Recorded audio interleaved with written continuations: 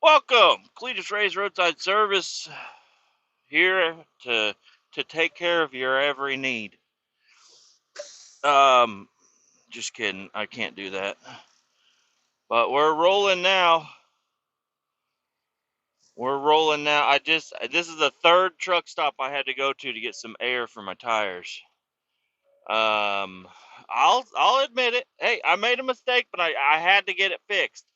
I made a mistake and I didn't. I kicked my tires, but I didn't check them. With an actual reader. I had to come to a truck stop to buy a reader. And then I go out and I read it, and yeah, I got one that's down to 50 psi, which is not good. And then I had another one that was even lower than that. I don't really want to say what that one is at. It had air in it though, so that's good. Um, so I had to get it fixed. I got loaded. I'm hauling a Has dumpster to St. Louis, and the roll-off truck that I was supposed to use today, they took it to the shop yesterday. Had some issues with it. That's fine. I don't care that it needed to go to the shop. But I need to have a fucking truck to do my job, so which truck should I use? I'm gonna cut the fucking system. These motherfuckers are in my fucking way. Tell you that right now. How the fuck do I get out of here?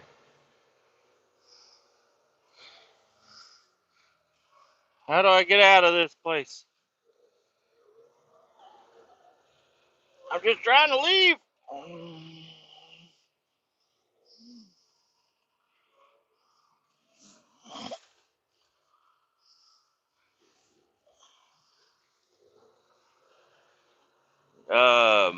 All right, now we're rolling. Yeah, this is the third truck stop I went to. I don't even know. It's a little truck stop that I usually will go to. It's not the greatest. Not gonna lie. They don't have def at the pumps. The pumps are outdated. You gotta. I don't know. It's a confusing fucking place. They don't have card readers on their pump either, so you got to go inside. But it's right along the way, so I always go there. But I've never had to get air there, and I just hadn't noticed that they didn't have air.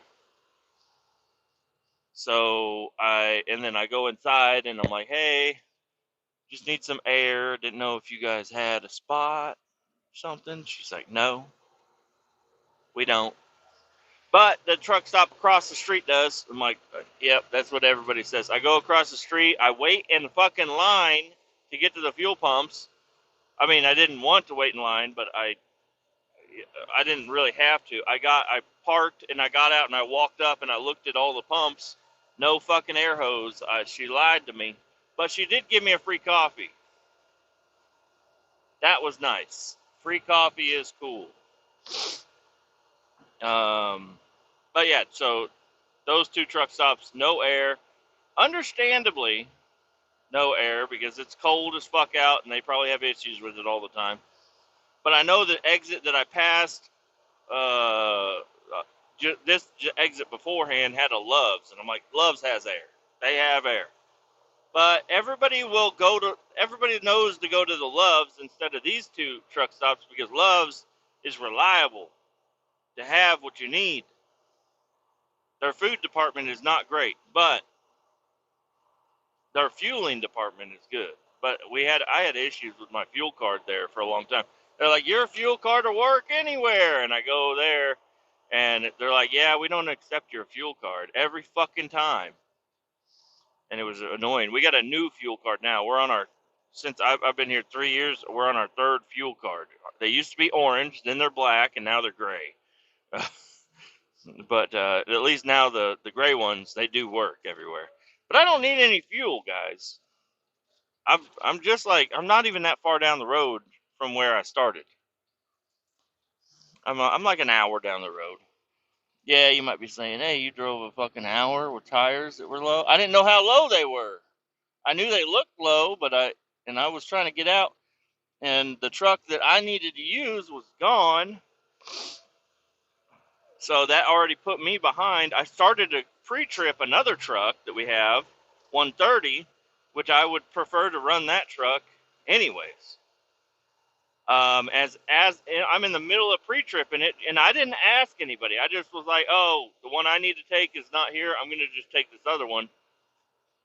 A guy pulled up. He's like, what are you doing to that truck? I'm like, I'm pre-tripping. I got to go. I got to go to St. Louis. He's like, well, I'm on the schedule to use that truck. I'm like, of course you are. No worries. And I turn around, I look, and I see another roll-off truck. This one's 106. It's our oldest, not our oldest, but an old roll-off truck. And it's been really cold the last couple days, so they've been packing as many fucking trucks into our shop as possible. And I don't know why. There's room in the other shop. There's room up there, but for some reason, somebody decided to park a Landa trailer, in the lower building, directly in front of the truck I needed, that's already double stacked and got two trucks in front of it, side by side. I'm like, wonderful. I was a little bit behind. Now I'm a lot of bit behind because I gotta fucking go all the way out to the main shop to grab the forklift. And I go up there, I grab the forklift, but the forklift, it's got this little attachment that you can slide onto the forks that has a ball so you can move a trailer. It's missing the ball. So I had to run around the shop looking for a hitch. Finally got a hitch, had to find a bolt, got a bolt, put it together, put it on, drove down to the lower building. As I'm driving down, the garage door is shutting and the guy that pre-tripped the truck is leaving. And I'm like, wonderful. It's not a big deal. But now I got to walk around the other side of the shop with my key to unlock the door, then to walk all the way through the shop to get to the door that I need to be open to get my fucking forklift in there to move the trailer. I'm like, you could have left that open for me, bud. I know I had issues. I always have fucking issues. Anyways, I got it. I got the trailer moved out of the way. I got the other truck moved. I just parked it. I know it's going to be in somebody's way, but I don't give a flying fuck. Y'all put that shit all the way in my way, I'm putting it in somebody else's way. I don't give, it's going to be it's some innocent person, but fuck them. Fuck them, okay? I had to do it. I'm innocent. I was on the schedule to use a truck that we don't even have. Not my fault.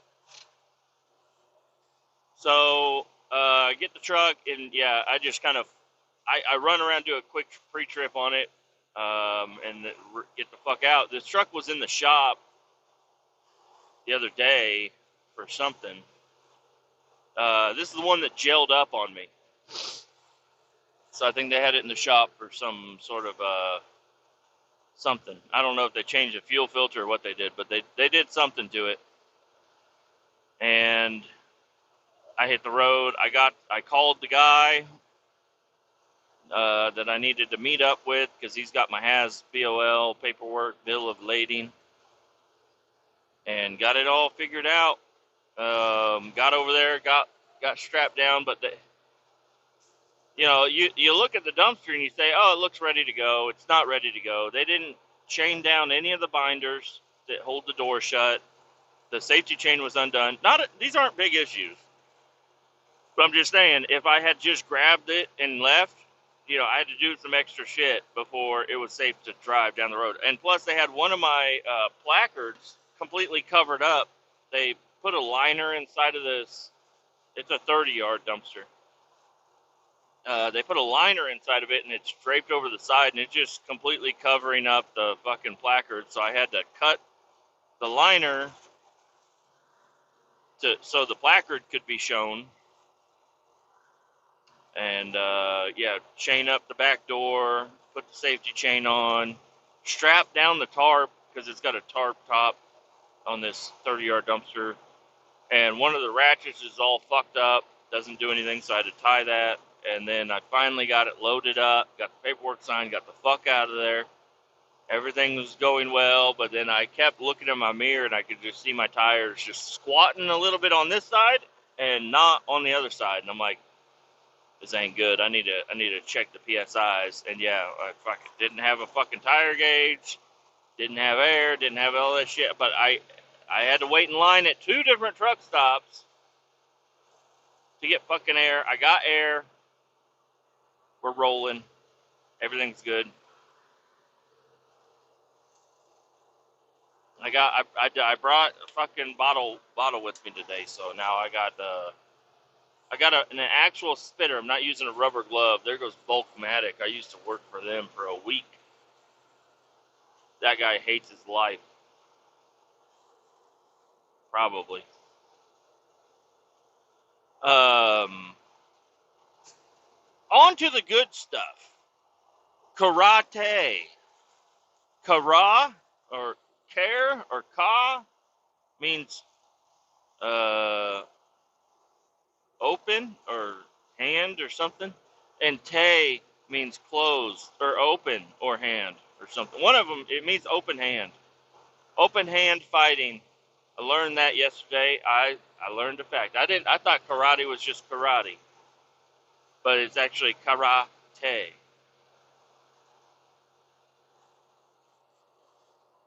That was definitely a fucking trooper. He ain't worried about me. I'm doing 70 and a 65. He ain't worried about me. Unless he does a U-turn. He ain't worried about me. I got places to be. Went to the karate deal. I got home early yesterday. I felt kind of bad. But, I mean, like I explained yesterday, my boss was like, no, just go home. Not my boss, but the project manager, the guy that's in charge of the client that I'm doing the job for. He's like, no, just don't worry about it. Go home. And I got back to the shop. I did have to milk it a little bit. I was saying, I probably won't have to milk it.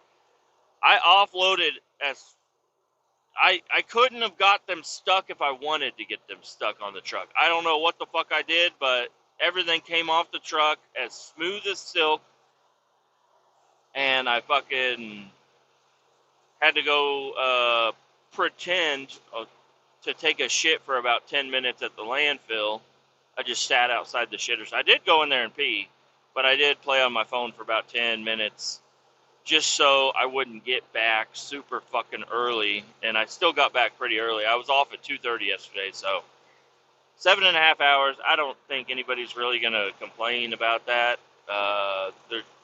I'm not billing. I'm billing the client. I'm not billing us. So who gives a fuck, anyways, right? That's the way I feel, but I might be wrong a little bit. And went home. Got home. Nobody was around. I had to stop and buy Chew, though. I did stop and buy Chew. I ran out. But I got home right around 3:10 or something like that. So the kids were napping. They've been out of school Monday and Tuesday because of cold weather. And I'm like, they're inside, right? But apparently the bus stops, people were worried about the kids at the bus stop and stuff. And I'm like, I don't just say, hey, you guys got to come to school, but you got to get dropped off. And if you can't get dropped off, here's a waiver or something. Because my wife drops the kids off, so there's no reason they couldn't have gone to school in our instance, but they just decided to cut. And it's the last day they wouldn't have to make up. So they do like homeschooling these for 5 days a year or something. And we're already at that. We had 3 snow days and 2 cold days. And there's more on the horizon. Like, we're not even in the middle of winter yet, I don't think. So, anyways, I got home early. The kids were home. They were sleeping. My wife was also sleeping, taking a nap. She likes to hibernate a little bit. And I went straight downstairs to her playing video games. Downloaded a new truck mod and new traffic mod. Nothing too exciting about that. Just played my video game for a little bit until my daughter came downstairs. Everybody was awake, and I basically sat down there and played until I had to get up and get ready to go. The kids came down and we were talking and hanging out, but I was like, this is my time. I got off early today to do your karate deal. and act like I'm working until your karate deal starts, okay? I'm down here playing my video. Please let me just have some time to play a video game during the day. I'm not good at playing video games at night. I will fall. I get so fucking tired and I just fall asleep. I just want to watch videos until I fucking start getting tired. I cannot. If I By the time the kids go to bed, for real, go to bed, it's like 9. Because, you put them to bed at 8, but they're up screaming and yelling for about an hour until they finally get tired enough to go to sleep. And then I'm not going to go downstairs and start playing a video game that takes 2 hours just to get, like, fucking started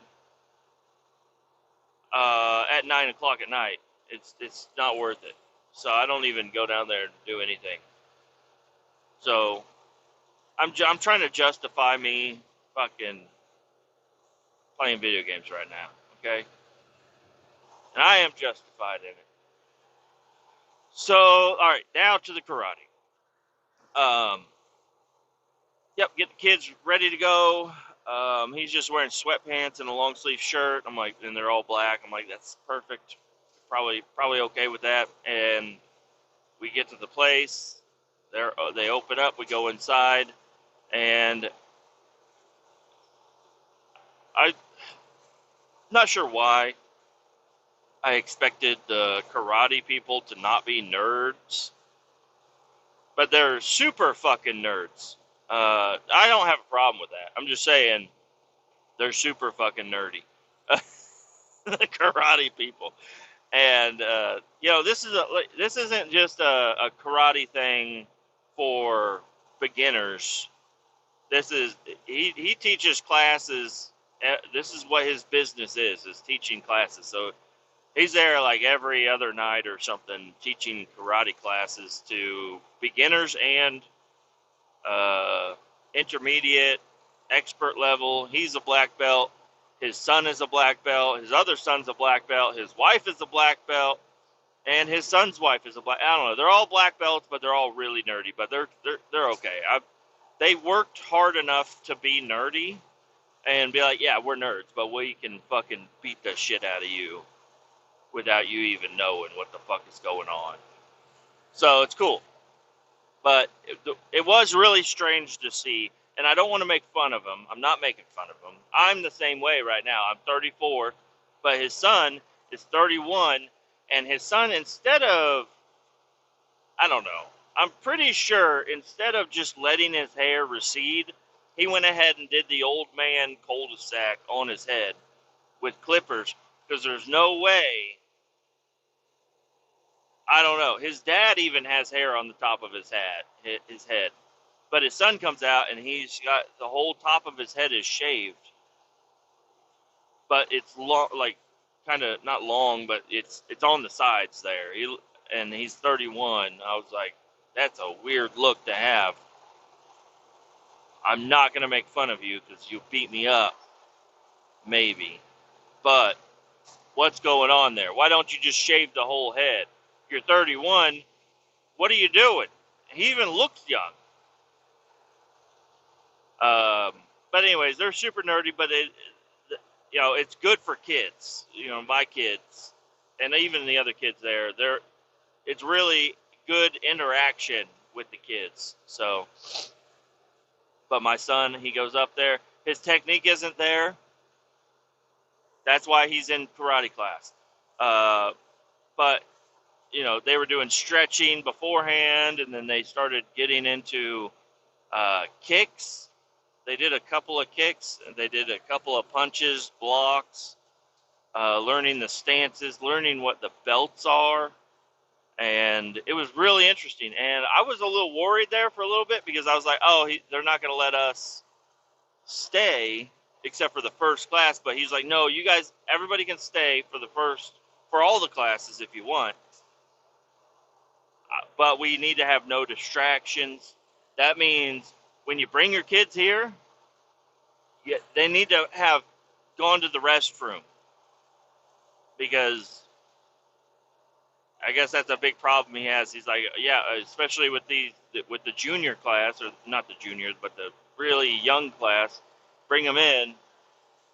and they all have to fucking piss all the fucking time. So we spend, it's a 45-minute session, and we spend 25% of that going piss. It's like, it's not cool. And I'm like, I totally understand that. And that's exactly, but I mean, that's what we did. We made them go pee before we went. I don't need to go. You gotta go. You gotta try. Just do something, make something come out of your body in there. Okay? Make something come out. I don't care what it is. Poop, pee. You're too young for the other one. Make something come out and let's go. At least attempt it. But I will say, for the record, every single time my son has said that, he has gone pee. But my son also has a weird, I don't have control over my piss. I thought everybody was like me until I was potty training my son, because he'd be peeing, and then I would yell something at him, and he would stop peeing and look at me and talk. And I'm like, you're done? He's like, no, I'm not done. I'm like, why aren't you peeing still? He's like, oh, I just stopped it. Who the fuck can stop their piss? Who can do that? My son can stop his piss, not me. I can control when it comes out, but I cannot control when it fucking stops. Is that a thing? Guys, leave a comment if you can just stop your piss whenever you want. Like, if I'm peeing against the side of a house, this happened to me, and somebody that owns the house rolled up and saw me peeing on their house, and they were not happy about it, and I had to stand there while they parked their car, got out, walked up to me yelling at me about I'm peeing on their house while I'm actively peeing on their house. If there was a time that I could stop peeing, that would have been the fucking time. As soon as I heard his car rolling up, I would have been zipping up and act like I dropped something, or, done something to stop doing that, and then been like, oh, now I have to go pee some more somewhere. No, there's no stopping it. And my pants being wet from pee was more important than being yelled at by this guy. I was like, it's going to evaporate. It rains here. There's some gravel on the ground. Like, I'm not peeing on your fucking family picture right now. I'm just peeing on the side of your house in your driveway. It's going to dry up, and there's going to be no problem here. I don't do this often. I just had to go pee really fucking bad, and your fucking door was locked. What am I supposed to do? Go off to the side of the house where there's no fence and everybody has their blinds open? They could just look over and see me whizzing? No, this was like the most concealed area that I could be, but it was the only place that you would know that I would pee if you caught me. So anyways, I don't know. My son, he could just stop peeing whenever he wants. Anyways, we should stop talking about my son's piss and stuff. The karate was really cool. There were some other kids that weren't taking it serious. Well, I don't know. I wouldn't say taking it seriously, but there's other kids that you can tell they are bouncing around, fucking going nuts. And my son, straight face the whole time, really into it. The teacher didn't say anything specifically about my son, but I could tell the teacher would look around at all the kids, and he's like, You're not over here laughing, giggling, running around, fucking. You're actually standing here watching me, paying attention, which is cool. So I think that's good. Yeah, he's gonna do good.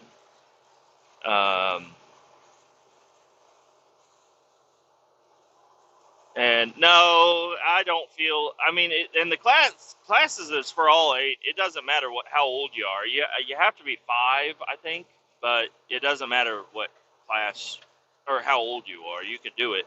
There was a woman there that was probably my age, and she was doing it, but she had a yellow belt on it, which is, I know it's different with other karates and stuff and other mixed martial arts. But I think they go, and I should have learned this last night when he was talking about it. I should have paid more attention, maybe. I was just kind of focused on my son, but He went through all the belts, and I'm pretty sure it goes white, then yellow, and then green, and then it goes green with a black stripe, green with a white stripe, or so, I don't know, green with stripes, and then you get to your blue belt, and then every other belt after that has stripes in it also. Up until you get to a black belt, I think. I think black belt's just black, but yeah, it was a lot of fun. I'm so proud of him. I let him know that I was so proud of him. I was giving him high fives. I was like saying, "Don't beat me up when we get home, since you know karate now." And I was like, "You're gonna go to school tomorrow, and now you can go talk to your friends, and you can kind of, let them know that you're in karate." And it's just so cute to watch him bow and to get into stances and stand there at attention or whatever they call it, and then scream when he punches and kicks and blocks and everything. It's shaping up to be a really good thing for him, and I knew it would be. I just hope he's excited about it as I am, and I mean, so far from what I've seen, he is.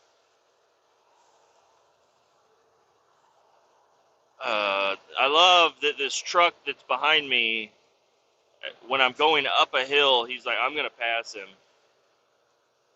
And then we're going straight down a hill, and he's going to be like, whoa, what? You speed up right as I go to pass you.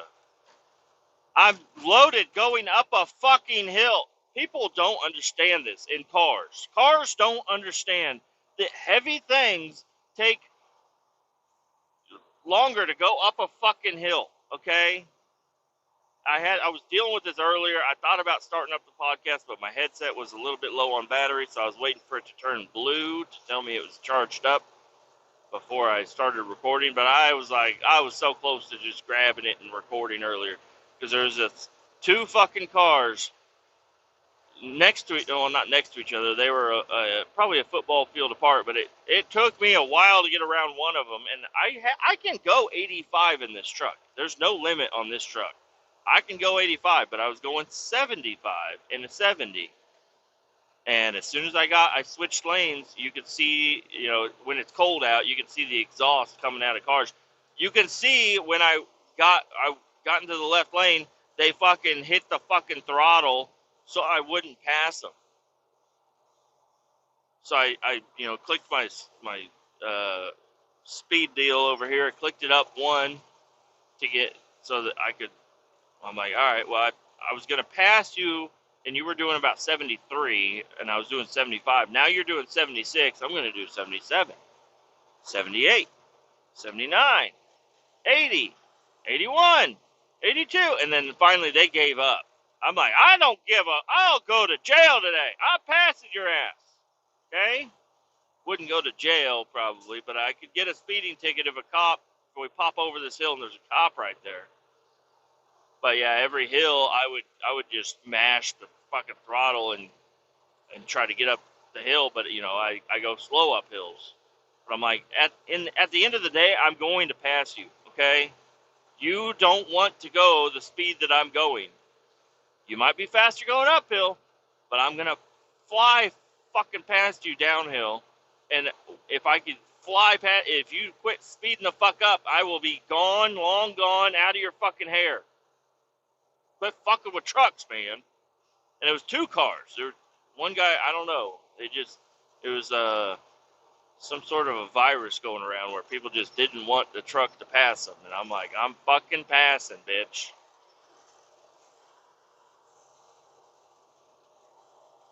And now I got this truck, but this truck decided, I don't know if we passed the county line and he's a local or what, but he's up there now. He's going.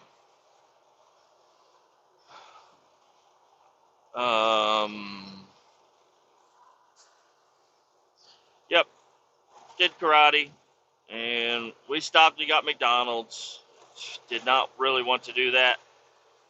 Didn't really want to, but my son, he had, I got a Big Mac the other day, like a week or so ago. I got a Big Mac so he could try it. And he's like, it's too big. I was like, I mean, look at it. And my wife was even like, yeah, that's too big of a sandwich for him. I'm like, have you seen what a Big Mac is? Do you even know what a Big Mac is? You don't eat a Big Mac. Do you even know what one? You're looking at the pictures on the fucking signs. That is not a Big Mac. That is a fake fucking picture right there. Those are all fake. I'm like, you don't understand advertising.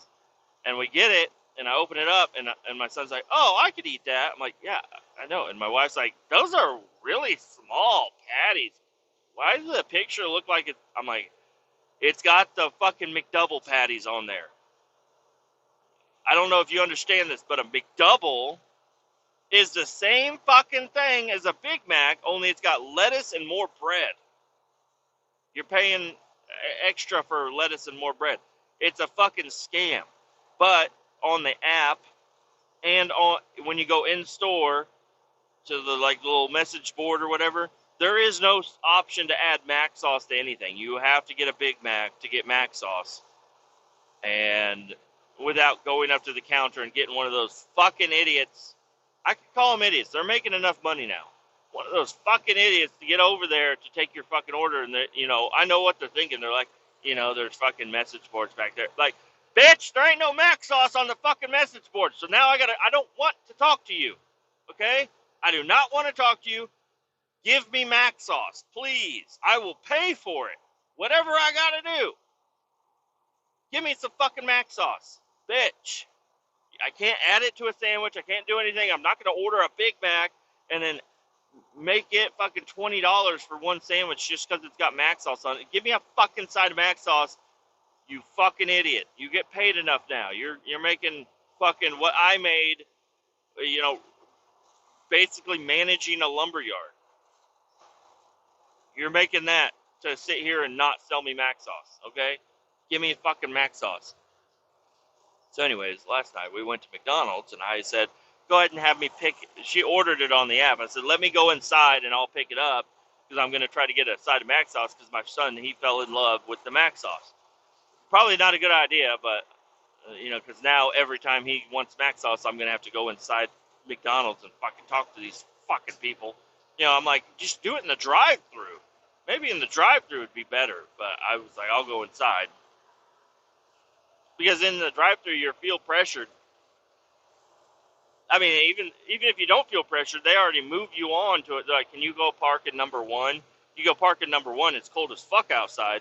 And whenever the person comes out and you're like, hey, this is wrong, before you can even say, hey, they're fucking back inside the building. And then you're like, now I got to get my fucking ass up to go in there. Like, you were already out here. Now I gotta go in there and show them why you guys don't know how to fucking do your job and make a fucking sandwich right. Anyways, I went inside and I checked all the burgers, checked everything. Everything was right. Everything was good. Except for my wife, for some reason, she put only mustard on my fucking sandwiches. She's like, oh, I must have clicked the wrong button. I'm like, how the fuck, out of all the buttons to fucking hit, how is the mustard the one that you left on the only thing on my, I'm like, mustard ruins it. I'm telling you, ketchup and mustard ruins a sandwich for me.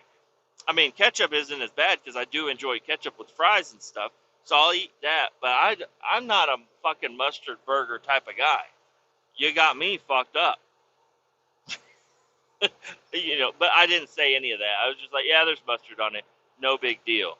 And I just contain what I would say by myself talking on a podcast. I contain all that and I just eat it because I'm a man.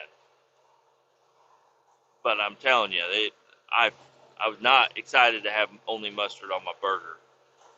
I'm like, well, this isn't good anyways. And now it's even worse. Whatever. It's fucking food to my belly. I just shove it in and fucking go on with life.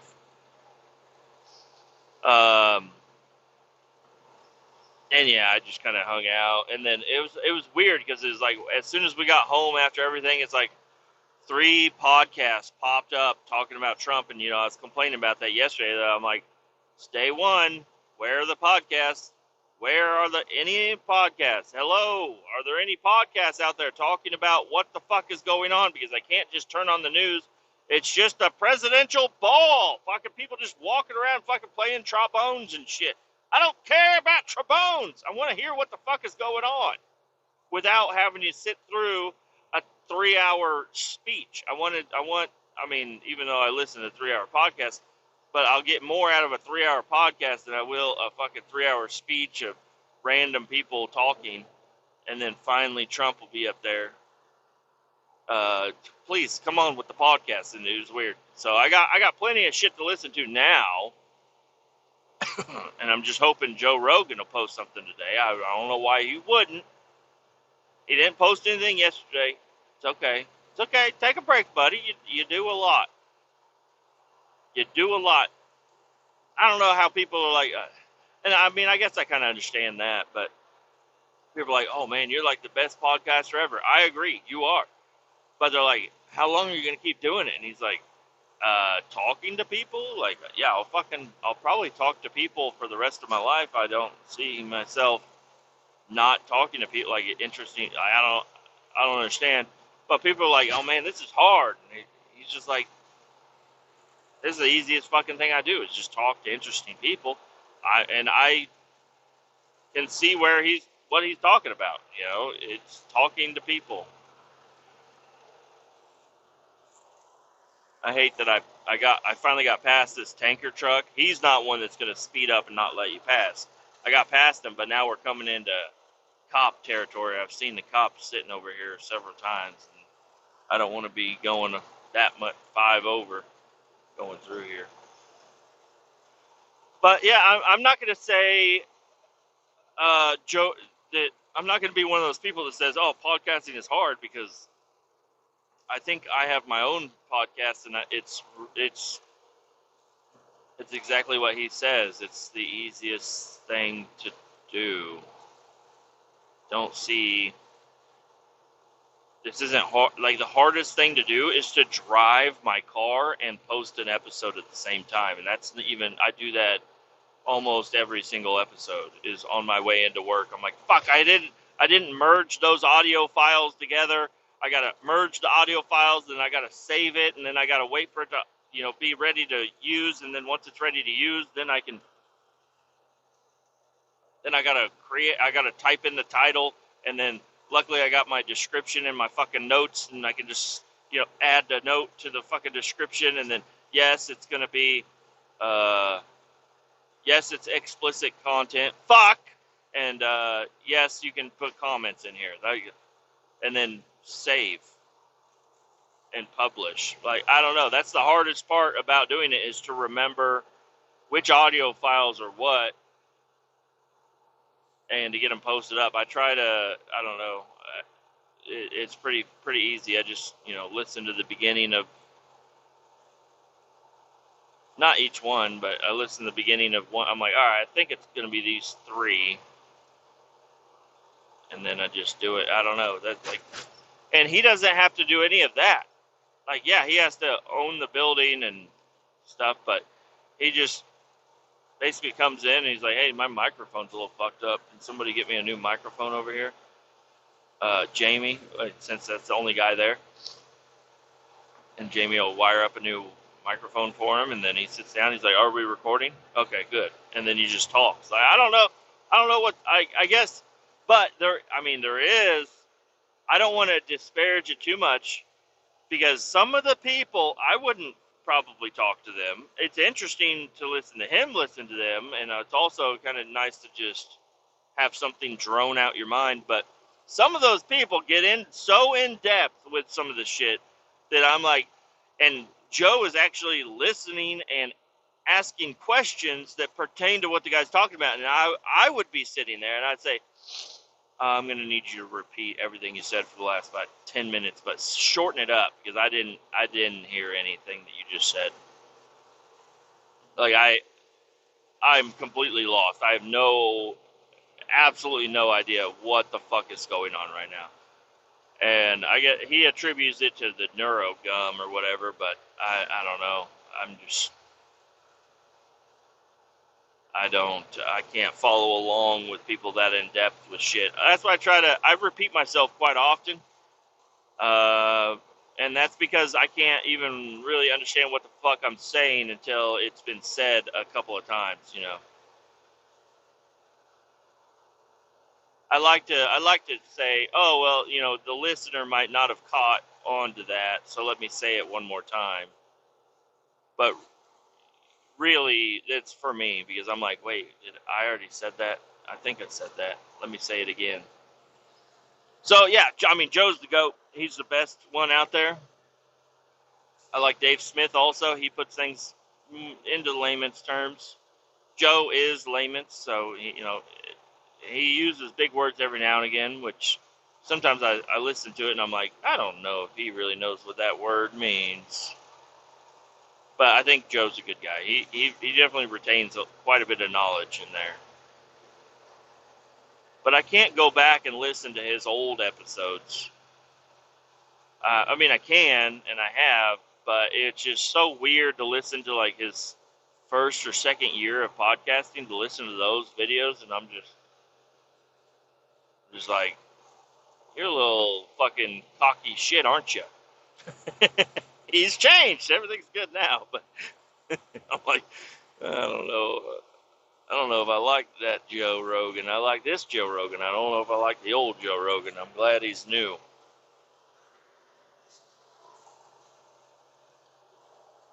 Um, so yeah, I don't know, just kind of living life. So there's a mechanic that works at my shop. I think I've explained this once before, but if not, it was a couple episodes ago. Um, there was a short bed. I believe it was a short bed. It wasn't, I don't think it was a long bed. It was a short bed, square body pickup truck trailer that showed up out of nowhere at my shop. And it was next to the dumpsters. And they kept saying that we're going to crush it and throw it in the dumpster. And I got time to go over there and look at it. And it's got a full floater, 8 lug, 12 bolt rear end. Or no, 14 bolt. I don't know what it was. It was the good one. Like the ultimate axle that you could get was on this truck trailer that was out back. And there's no way for me to really tell if it was a 4-wheel drive truck or a 2-wheel drive truck. But if it was a 2-wheel drive or a short bed, it was probably a 2-wheel drive. I don't think they made any heavy duty short beds. So anyways, this truck bed was sitting out there. It was all beat to shit. And I was like, if I could paint that to match my truck, that would be really fucking cool. And I really wanted to keep it. I took off the hubcaps and I held onto the hubcaps, and I had to take the hubcaps off to see if it was a full floater, according to this diagram online or whatever. It had a headache rack, which I was like, damn, I need a headache rack. And, having another trailer would be kind of cool. I don't really have room for it. I don't really want to have it, but whatever. Well, this mechanic took it, and the tailgate was junk on it. The whole bed sides were all junked up. The tail lights were no good. The bumper was twisted and bent. It wasn't a great trailer. There's nothing on there except for the rear axle that would be any good for me to take home. So I just left it, and I felt really bad about it. And then one day I showed up and it was gone. I just imagined it was smashed in the dumpster. And where my company acquired this was the railroad that runs by our shop all the time. They were like, hey man, we're doing some fall cleaning. This was last fall, I think. We're doing some fall cleaning around the rails, and there's this trailer back there. If we bring it over to you, you guys can have it for scrap. And that's where it came from. So it came from the railroad. It's been sitting for a very long time. And yeah, I thought it was just gone. I was like, it's better that it's gone and I don't have to deal with it. Well, later on, my mechanic guy that's at our shop, the good one, he's like, hey, I took that trailer, and I was wondering if you had any extra taillights. And I was like, a matter of fact, I do. And there's nothing wrong with the taillights that are on my truck. Um, it's kind of surprising that how good of shape they are. But the trim piece that goes around the taillights is a little bit twisted and bent and broken or whatever. And it just fit the character of the truck. But I had gone to whenever I was looking for the fuse box to redo all the wiring in my truck, I went to a junkyard and I found a Suburban. It was like a grandpa driven Suburban. It's been picked pretty fucking clean, but there was no rust, no dents, and I mean, I couldn't see the fenders and the doors because they were gone, or the hood. But as of the Suburban body, it was an 80s Suburban. It looked straight and clean. The carpet inside was clean. The seats weren't torn up. They were dirty from sitting outside. And I just was looking through it, just checking everything out that was there. And I lifted up one of the seats in the back, and there was fucking two brand new looking that came off of the Suburban. But there were two taillights in really good shape. Like, there's no scratches, no fading, nothing wrong with them. They're perfect fucking taillights. So I bought them. I think it was like $6 a piece or something. I don't know. They're super cheap, so I bought them and I took them home. And I'm like, I looked at my taillights because I hadn't really looked at my taillights all that close. I noticed that they were there, but I didn't see if anything's wrong with them. I looked at them and I'm like, there's no reason for me to take these taillights off. There's nothing wrong with them at all other than this trim, and I don't care about the trim, really. I want the trim to be there, but it's actually kind of good that it's all dented up. I'm going to save these taillights because you don't find original taillights. Yeah, you can get on Amazon and you can order, Chickadee China, the Chinese chicken taillights all over the place, but they're not going to be as good as original equipment. So I bought these ones and I saved them on top of my deep freeze for a while, my old deep freeze. And then this mechanic guy, he's like, hey, you got taillights? So yesterday I took the tail. This is a long fucking story, I know, but took the taillights off of my truck and put them in my car. So the mechanic guy, he's going to take the old taillights off my truck, and I'm just giving them to him. I don't care. I mean, maybe I should sell them because they're original also, but they're not. The trim is a little messed up. And he's like, I don't give a shit about the trim. I'll probably take the trim off. And I'm like, yeah, whatever. And so I just gave him these taillights, and I got basically brand new fucking square body taillights sitting at home. That I'm going to need to install on my truck, but I want to, you don't have to take the tailgate down or anything to take a square body taillight out. It's just 4 Phillips head screws, and the screws were all stripped out and shit. It's kind of a miracle that I was able to get these taillights off because of how stripped out the Phillips head bolts were, or screws. So, I don't know. I'm probably going to go to my shop and raid the bolt bin and try to find me a couple of screws. It'd be nice if I could find some Torx head screws, even the safety ones. Not that that's going to save anybody from stealing my taillights. I don't think anybody's going to steal them. I've never, really had that thought go through my head until I realized I need to replace these screws for my taillights. But I'm thinking Torx, safety Torx bits would be good, because you can use a flathead screwdriver to undo a Torx. The safety one, it gets a little bit more complicated. But then if I ever need to take my taillights off and I don't have the exact fucking Torx, I got a bulb out and I get pulled over and they're like, I could fix this right now. I'm like, oh, I actually don't have the safety Torx with me. I'll be getting a ticket, So maybe I'll just put fucking Phillips head back in there. But, yeah, so I touched my truck the other day. I touched it. I unlocked both of my trucks, got in both of them, checking shit out. They're both still there. They all have aired up tires. They're both sitting there, with good equipment. I need to do some work, man. I need to do some work for real. Um,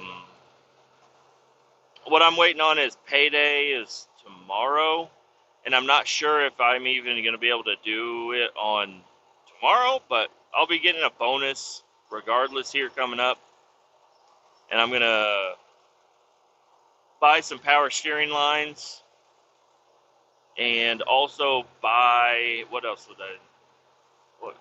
clutch master cylinder for my 92. Get that taken care of and go to the DMV.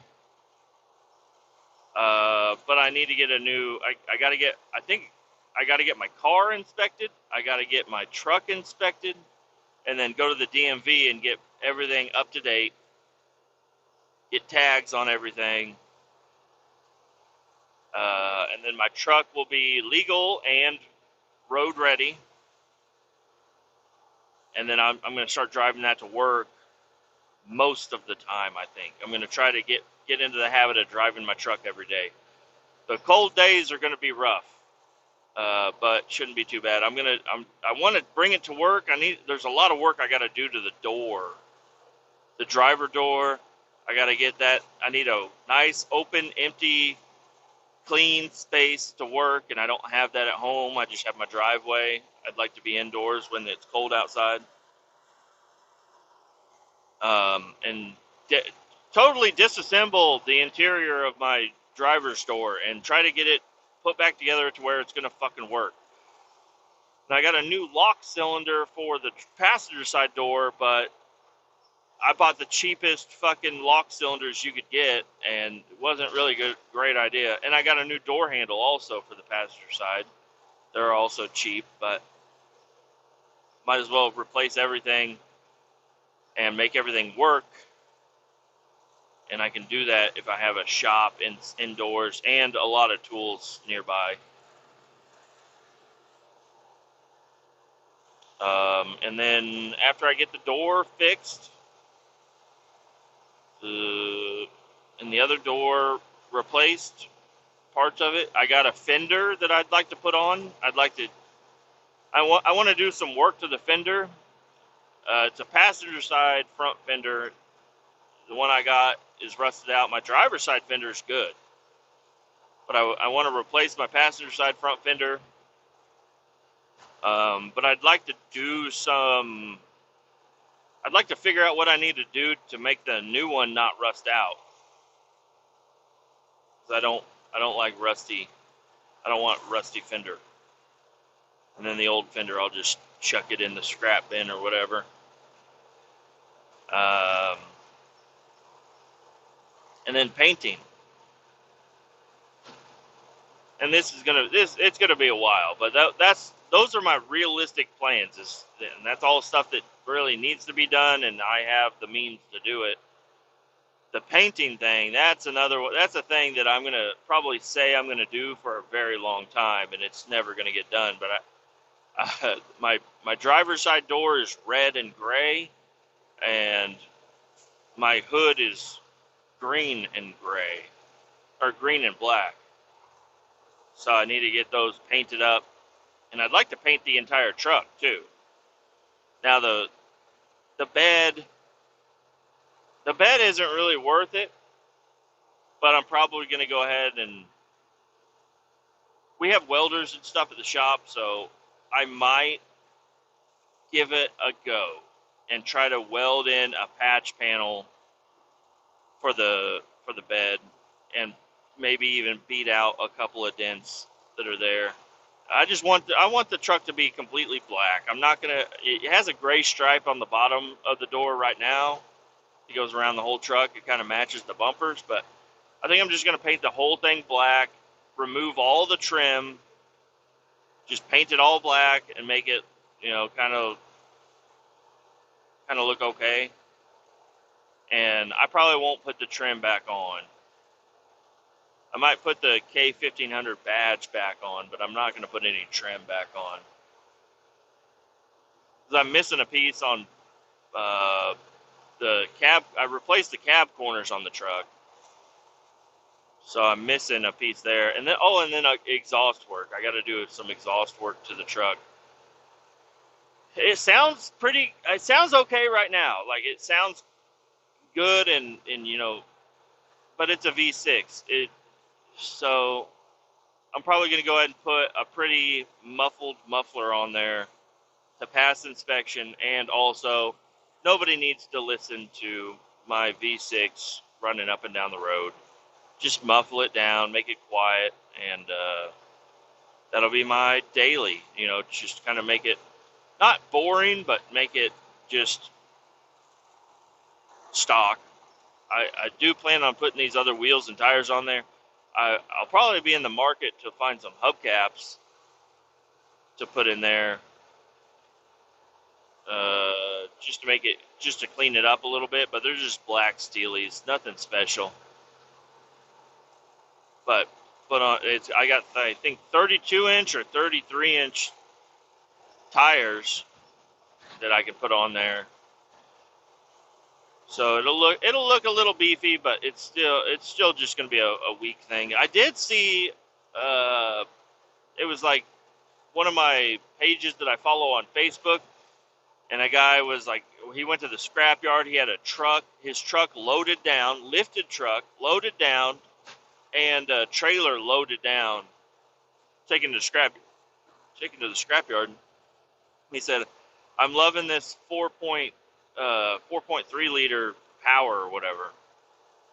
And then I went through I'm like, I have a 4.3. Let me check it out. Went through all the comments, and everybody's, there's a lot of people do like the 4.3 liter. So that made me feel a little bit better about it, because I've always wanted to swap it into a V8, but if I didn't realize the 4.3 had that much love from the community. I thought most people were going to say swap it to a V8, but people were like, no, if you get the 373 gearing and the transmission that I have, and transfer case and everything, they're like, yeah, it's not gonna win any races, but it'll have power to do whatever you need to be done. I'm like, all right. And I don't think I have the correct gear. I don't think I have 373 gears. I don't know what I would have. It's 283. I don't know what it is, but it would be interesting if I could swap out my gears and my differentials to a more wanted gearing ratio, because right now, like, with an empty trailer going uphill, like, it slows down just from the wind drag and pulling that thing around.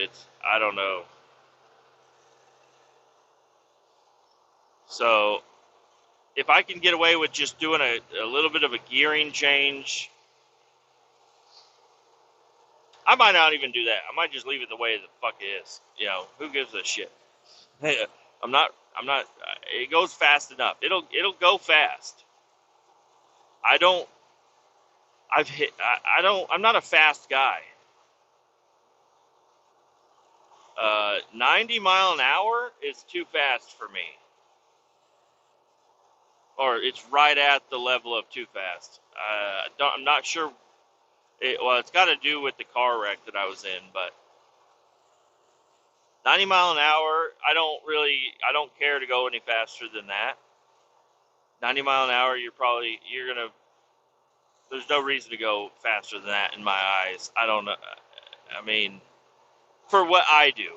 Of course, there's racers out there and stuff that have like super fucking fast cars and shit. That, yeah, you don't want to be limited to 90. You're in a Camaro or whatever, you're just hauling ass. But for me and the vehicles that I drive, 90 mile an hour is scary. There's no reason to go faster than that. So yeah, I'm not over here trying to win races. I'm not over here trying to have the most power or the nicest stuff. But I don't know. I just have a drive to go slow and sound cool, but not in a V6. Not in the V6. This Ford Explorer is trying to fuck with me, make me think he's a cop. He's not a cop. I know you're not a cop, but I gotta pass this box truck, so you're gonna have to hang out behind me a little bit. I'm tired of hitting the fucking brake, slowing down. Oh no. Oh no, I'm gelling up.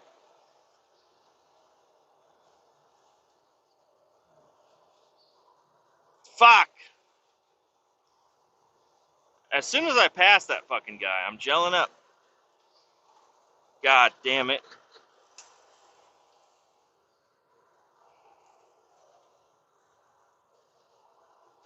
Ah, motherfuck.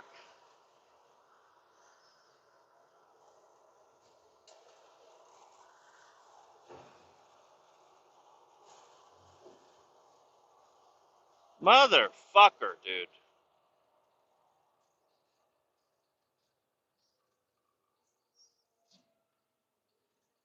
Motherfucker. This fucking truck is not good. I'm gonna limp along the shoulder here for a little while. How the fuck am I gelling up right now? Oh, thanks, you fucking. Oh, never mind. I was like, Martin Trucking, you fucking fuckhead. He didn't get over for me. All right, well, I'm gonna pause this and I'll be back. I cannot believe as soon as I decided to pass that fucking guy, I'm losing power. Like I can't go over 40.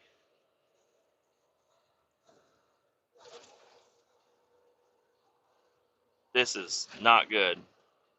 I don't know when the next truck stop is.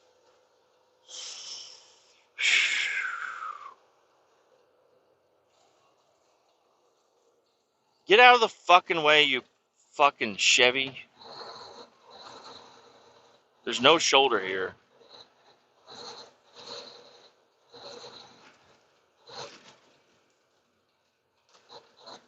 I gotta go over this bridge.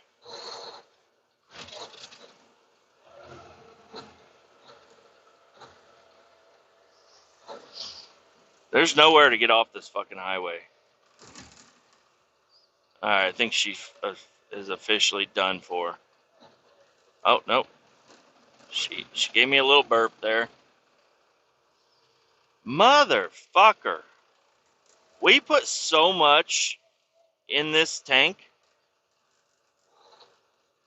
to keep it from gelling up. I'm not overheating. I'm not doing anything like that.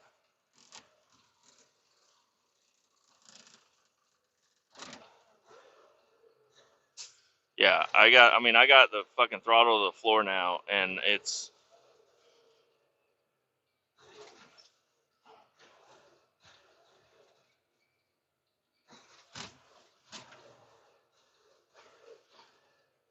I don't know if I'm doing any good. I mean, I got to do something because I don't know. I'm going to pause this. Fuck me. All right, we limped it on the shoulder for a while. It died completely, would not fire back up. Made it to a side road, and the side road has now ended. So I went ahead and it was still dying. I got it up to 40 mile an hour, but it was still dying. I'm gonna go ahead and take it out on the highway now and see how she does. I don't know. I'm gonna be okay. Oh fuck!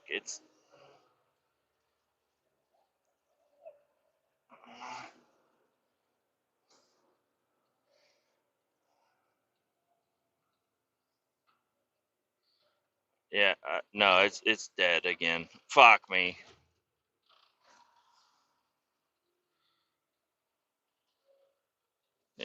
Yep, she's done for. Ah man, maybe I should have stayed on that fucking side road. I'd like to make it up to this actual exit though. So I'm going to wait for traffic to kind of clear out a little bit. And then I'm going to try to, I don't know, man. These bridges, there's no shoulder on the bridges. So I got to really try to be careful. I should have stayed on the fucking side road. But it was sitting there idling just fine. All right, I'm just gonna prime the system a couple of times. It was sitting there. I mean, it was running like shit, but then and they just said, "Oh well, just pull over whenever it's not running good." So there's something definitely wrong with this fucking truck here.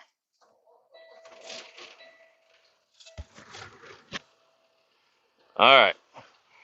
Now, you're not supposed to back up on the highway, but I made it approximately 50 feet past that road, and it's not going to make it. It's not going to make it another 2 miles.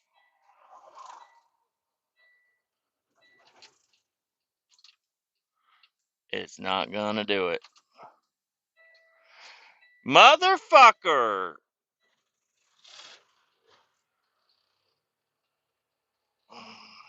I don't know.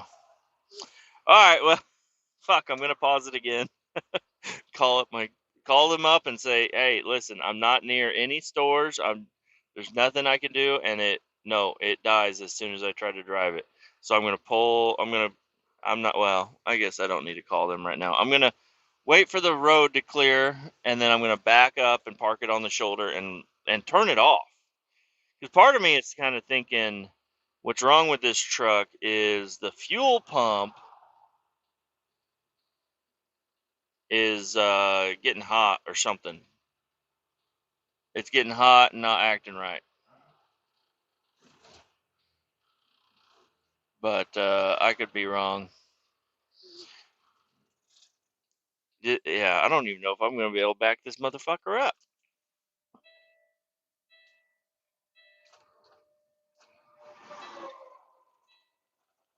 Come on, baby.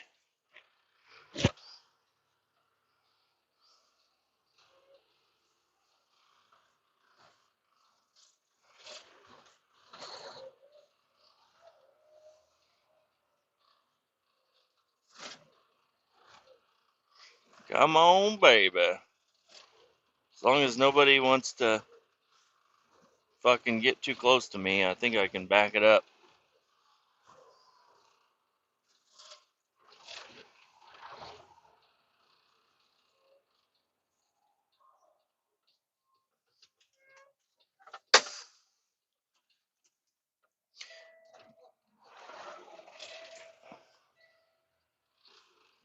Oh, motherfucker. Well, you know what? I mean, not the greatest place to break down. Greatest place to break down would have been, at a truck stop maybe with a place that had everything I needed. Uh, but directly across the highway from where I stopped was this place. It's called Finch's Truck or something. I don't know. Just a guy. He's got a one bay shop. Looks like he puts on tires for other people, and I don't know. But he's right across the street from where I've been sitting for over an hour.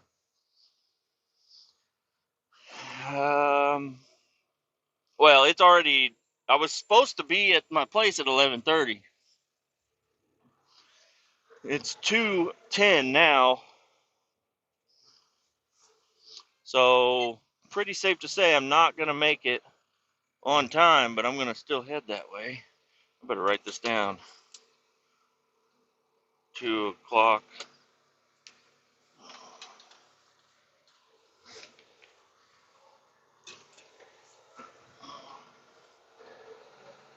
And the truck is running good. I have no idea.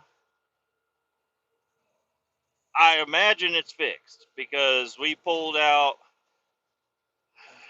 Well, I sat there for a while. I called him. He said, I'm working on a truck right now. I can't stop working on it. I got to do, and then I got another guy before you, and then I'll try to come over there and help you out.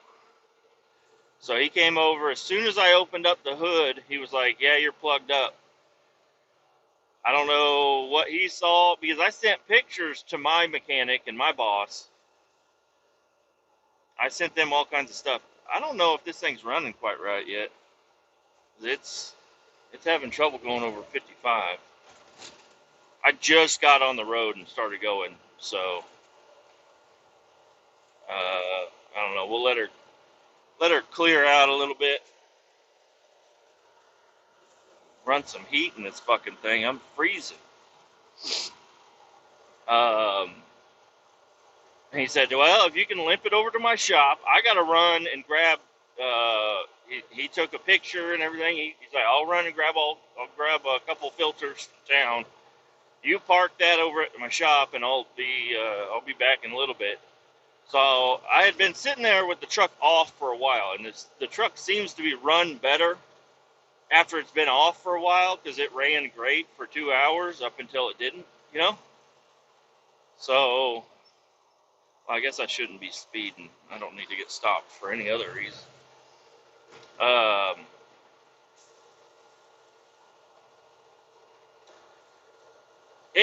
idled across the highway. I waited for the highway to be completely clear both directions, and I idled across there, parked it, and turned it off and let it sit there for a while. They went ahead, and he showed back up. He had the filters with him. He said, some of these filters are kind of hard to come by. And luckily, I knew a guy that had one of them filters. It's for the oil water separator. And he's like, I knew a guy that had a truck a lot like yours that we should be able to. He said he's got a filter that should go in there. But mine is a little bit different style. His has a heater element in his, oil water separator, and mine does not. And I was like, well, that might have something to do with it. If I don't have a heater in my oil water separator and it fucking gets too cold, that's what's gelling it up. He said no, because it already gelled up the day before. So I don't know. I don't know if I need to get a fresh batch of fuel and some more conditioner in here. I don't know, but I guess I could. Nope. Oh, motherfuck. It's still not running right. Motherfucker. Well, I probably won't use this. But if I do, I gotta pause. As I was saying, truck's not running too good.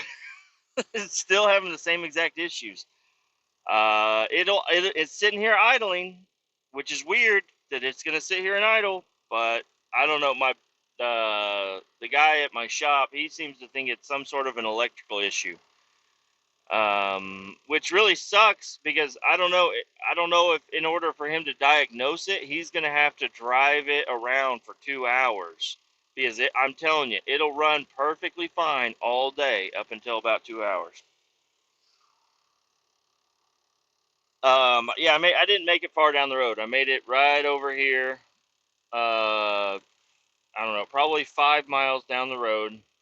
And I was on the phone with my guy, and I was like, I'm able to keep it at some sort of speed. It's fluctuating between 55 and 65. Well, 65 and 75. I was, going downhill. It seemed to run better. But then I was going up a pretty steep hill, and there's a line of cars working on passing me in the fast lane, and a truck slowing down for the exit, and I had to slow down. And it's amazing that I made it to the top of the off ramp, because I decided to go ahead and take the off ramp because it was sputtering real bad. and I made it to the top of the off ramp, and then it died completely. And I fired it back up, and it died. And I fired it back up, and it died. And I fired it back up, and it died. And I was like, you know what? Fuck it. I can't do this because I had it where I'm headed pulled up on my GPS is an hour. Well, just the town. I didn't search the actual address, but where I was going was it said I was going to be there in an hour and 15 minutes, and I said I ain't dealing with this for no. And it'd been 2 hours probably before I'd have got there. Just sputtering and fucking barely fucking running all the way there. And then once I get there, yeah, I can get the job halfway completed. I mean, I would get the job fully completed because I would get there and I would load up the empty dumpster and then I would have it towed all the way back home with the empty, and then getting the empty just to complete my job, just to get the empty back to where it needs to go, isn't far away. So, no, I limped it over here to this. It's a animal auction or livestock auction right here in New Cambria. And I think I've been telling you all a lie for a while. I didn't grow up, but I lived in a town called DeWitt, Missouri. I lived there for a little while, and I kept saying that the population was like 500, maybe. Like, it was like 450 people. And I was like, pretty small town. Well, I'm here at New Cambria, and they have a population of 195. And there's a school, a restaurant, the church. There's way more in this area than it was in my town. So I'm sorry, guys, but I'm pretty sure the town of DeWitt has a population of 45, not fucking 400. And I every time I said it, I would think to myself in my brain, I'm like, I don't know where 450 people are in that town. There's not even enough room for 450 people to be there. And maybe if there's a concert going on, maybe some people from surrounding areas would show up. But I'm pretty sure it was 45 people. It was a very it's a town, DeWitt. It's off of a highway. I forget the highway name. 24. It might be 24. And if you blink, you miss it. You come around a corner, you're in town, and then you're out of town. And there's probably only 45 fucking houses in that town. I'd have to look it up on Google Maps and maybe count them. But there was a church in town. People would look at you weird if you didn't go. And there was a post office and a pop machine. The post office closed, I think, at 9 o'clock in the morning every day. So there's only somebody there for a short amount of time every morning. They probably ran a multiple post office or something.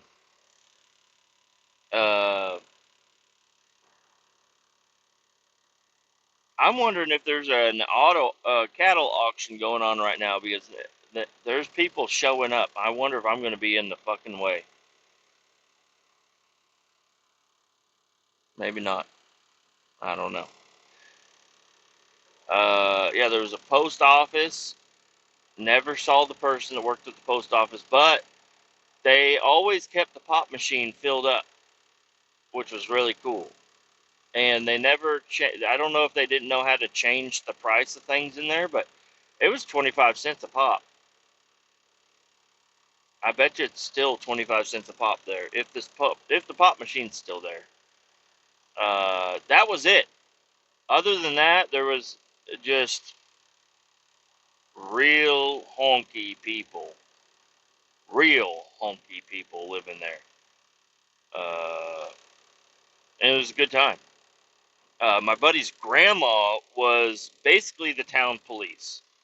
Grandma would drive around on her golf cart, on the little roads. It was paved. It was weird. It was paved, but it was weird. It's kind of weird that most of them was paved, but they were just one car wide. But she would drive around on her golf cart looking at everything and just talking to the neighbors and everything. And she was basically the town cop. And you didn't want to, if you could pay money to get out of getting in trouble with her, you would. Okay? You don't want to be in trouble with grandma. She'll come over there. She grew up getting whipped.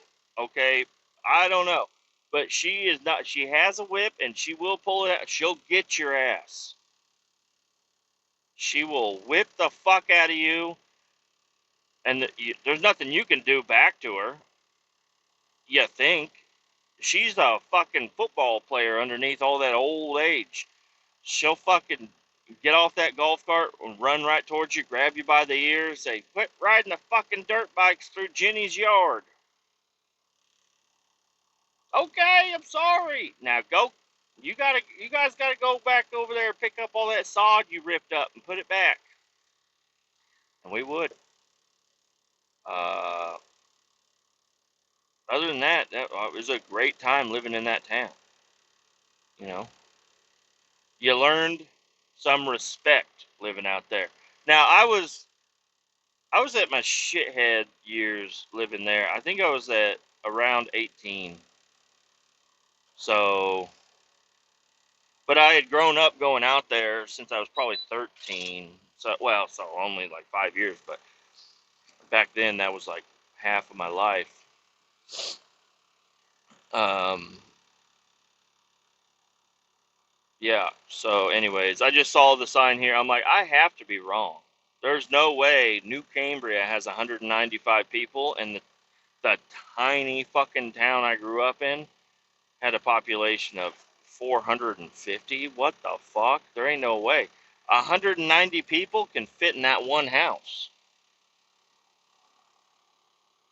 So, I don't know. It is kind of funny that they put the city limit sign on that side of the cattle auction, because if people show up for the cattle auction, I'm sure that number would change. So they put the sign a little bit further than the auction, so they wouldn't get, if the auditor had been driving through and everybody's at the auction, and I don't know, not sure. But I'm really happy the truck is sitting here idling so I can have some heat, because I sat at that truck shop for a while with no heat and my feet were getting cold. And I ran out of my wool socks. All my wool socks are dirty, so I doubled up. I put on ankle socks and then I put on my long socks. And then I said, that's good. No, the wool socks is the way to go. So I got to do laundry tonight. Um, yeah, so I got across the street to the shop. The guy showed up with the filters. He changed one of them. One of them was wrong. It had the heater element in it. Or it didn't have the heater element in it, but it was built for a style of oil water separator that had a heater element, and mine didn't, so it's a totally different filter. So he called a couple stores, and when he ran off, another guy showed up that he was telling me about. He's like, yeah, my best friend, he had a stroke. He's on his way over here, so when he shows up, don't make fun of him or nothing. I'm like, what? All right. And he showed up. He seemed like a normal old man from a small town. I'm over here in Brookfield-ish area. And he he didn't even ask me my name or anything. He just showed up. He said, I had a stroke last week. I said, oh, no. He's like, yeah. And he's an old trucker. He's still trucking these days. Well, not right now, but he was trucking up until, last week. I learned a lot. Um, He said he had picked up, yeah, there's a lot of fucking guys showing up over here. I think I'm in a bad spot. Um, there's cows. Uh, he picked up a boat. He was hauling boats in Tennessee. And there was some damage to one of the boats. So after he got loaded, and he went in there. He had to talk to the guys in there and tell them to write it down that the boat's a little fucked up. And then, well, people are coming and people are going. I don't know what's going on. What time is it? I don't know if there's an auction starting in 10 minutes or not.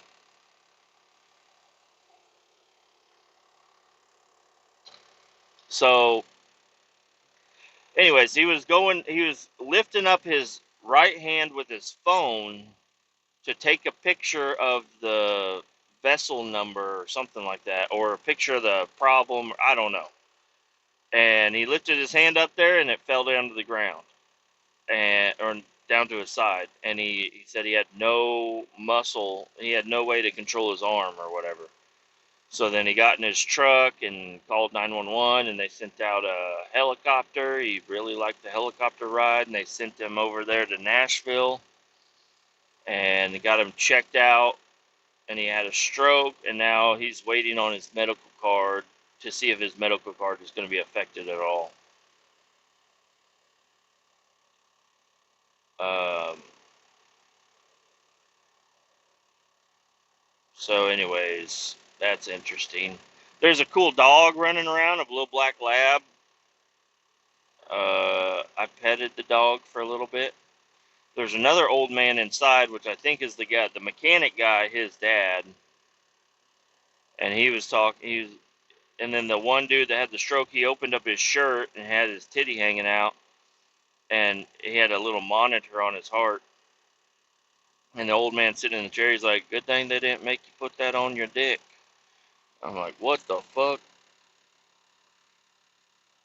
That was a little awkward. I just laughed. And then they were in there talking about feed prices, or I don't fucking know, just old small town men talk. And I needed to call my boss to let him know they were having, because they were having trouble figuring out the filter number. I'm like, I can call my mechanic. They're like, well, if your mechanic fixed it, then why are you broke? Like, why do you trust your mechanic? I'm like, you're right. I just won't let them know. And then the truck broke down 5 miles out of the shop. He's a cool guy. He doesn't, it wasn't his fault. There was gel inside of my fuel filter. So that they needed to be replaced. But there's another issue going on here. Made it 5 miles down the road, got stuck on the exit, and then pulled over to this cattle auction. I called up the towing company, and he's pretty familiar with the area. So he said he's going to send a guy out here. So hopefully there will be a guy out here soon. The problem is I got a Hasload dumpster on the back. So I don't know. I mean, I got the BOL, so everything will be fine. But and I'm pretty sure tow trucks they're exempt from all that shit anyways, so it'll be all right. But yeah, gonna have a fun day tomorrow. I guess while I'm sitting here, I am not doing a motherfucking thing. I got good 5G signals. So that's good. I can look up my schedule for tomorrow to see what the fuck they got going on tomorrow. Hauling trash and hauling liquid from Lawrence. And then on Friday, I got confined. I'm just going to hang out at the shop all day doing confined space training. So, anyways, this is very exciting. Breaking down on the road. I will say, this is the only the second time I've ever needed to get towed. Um, and it's with this company. The other companies I worked for, I never needed to get towed. Never had that big of an issue. I guess this is my third time getting towed because I rolled a truck once. But I was at the hospital when they were towing it, so I don't know if that counts. I guess it does. The first time it was We had just got the new winch truck, the Peterbilt winch truck, and it's just a day cab, but it's got a big winch on the back, and it's got a much higher fifth wheel plate and ramp up to it and everything. And that's to haul frac tanks. You just run the winch cable around the front of the frac tank and then winch it up, and it pulls it up, and then there's a kingpin on the bottom of all the frac tanks that you just pull it up until it slides in and locks in, and then you take the cable off and you're good to go. Well, you got to hook up your air, but we had just got this truck. Everybody was excited about it, and I get in it and I start driving on I-70 and it was right at the end of the day. It was like 3 o'clock, and he's like, "Hey, I need you to go get the winch truck and go pick up a frac tank," because I was the only guy there that had ever ran a winch truck before. So I was like, "Yeah, sure, no problem." And I was picking it up from the ammunition plant there in near Kansas City. And I got on I-70. I made it to 435 and I-70 right there. There's that Silverstein Eye Arena or whatever the fuck it is. And I'm in stop and go traffic because there was a big accident on the other side of the highway. Nothing on our side of the highway, but people want to fucking look at shit. So they're all slamming on their brakes and everything, and it's just stop and go. And I get right up to it. There's the Lee Summit exit right there that goes around Bass Pro. And I was in the middle lane, and as I'm, stopping and going, it's a 8-speed truck with the clutch, manual. This one right here is a auto. 8-speed with a clutch. So I'm sitting there, I'm just trying to, I got to hit the brakes every now and again, but not that often. But every time I hit the brakes, the truck gets a little harder to move. And then I'm looking at my air, and my air is just going down. Every time I hit the brakes, the air goes down, which is normal, but it's supposed to come back. Okay? You're supposed to be building air. So I'm like, oh, fuck. And if I lose all my air, it's going to lock the brakes up, and then this truck isn't going anywhere. And I'm in the middle, literally in the middle lane of stop and go traffic. Not good. Not a good situation. So I put on my blinker, and I'm telling you, I had to run the fuck out of that clutch and drag the brakes to get that thing pulled over. And I made it all the way over, well, not all the way, but just right there in between the on-ramp to 435 South and continuing on I-70. And I was like right in between, the clover leaf comes around. So I'm in this little triangle area right on the shoulder. And yeah, I mean, it just kept losing air after that. And then I was trying to move the truck a little bit off the highway a little bit to make it a little, just get me away from traffic and shit. And I couldn't move it. I roasted the clutch. I did what I tried everything. And some of these trucks, you can drive through the brakes. It's not ideal, but you can do it. Like if I just put it in drive right now and floored it, well, not this truck, but some of our other trucks, you could probably push through the brakes. They got a lot of torque. Um, but that one, it would not do it.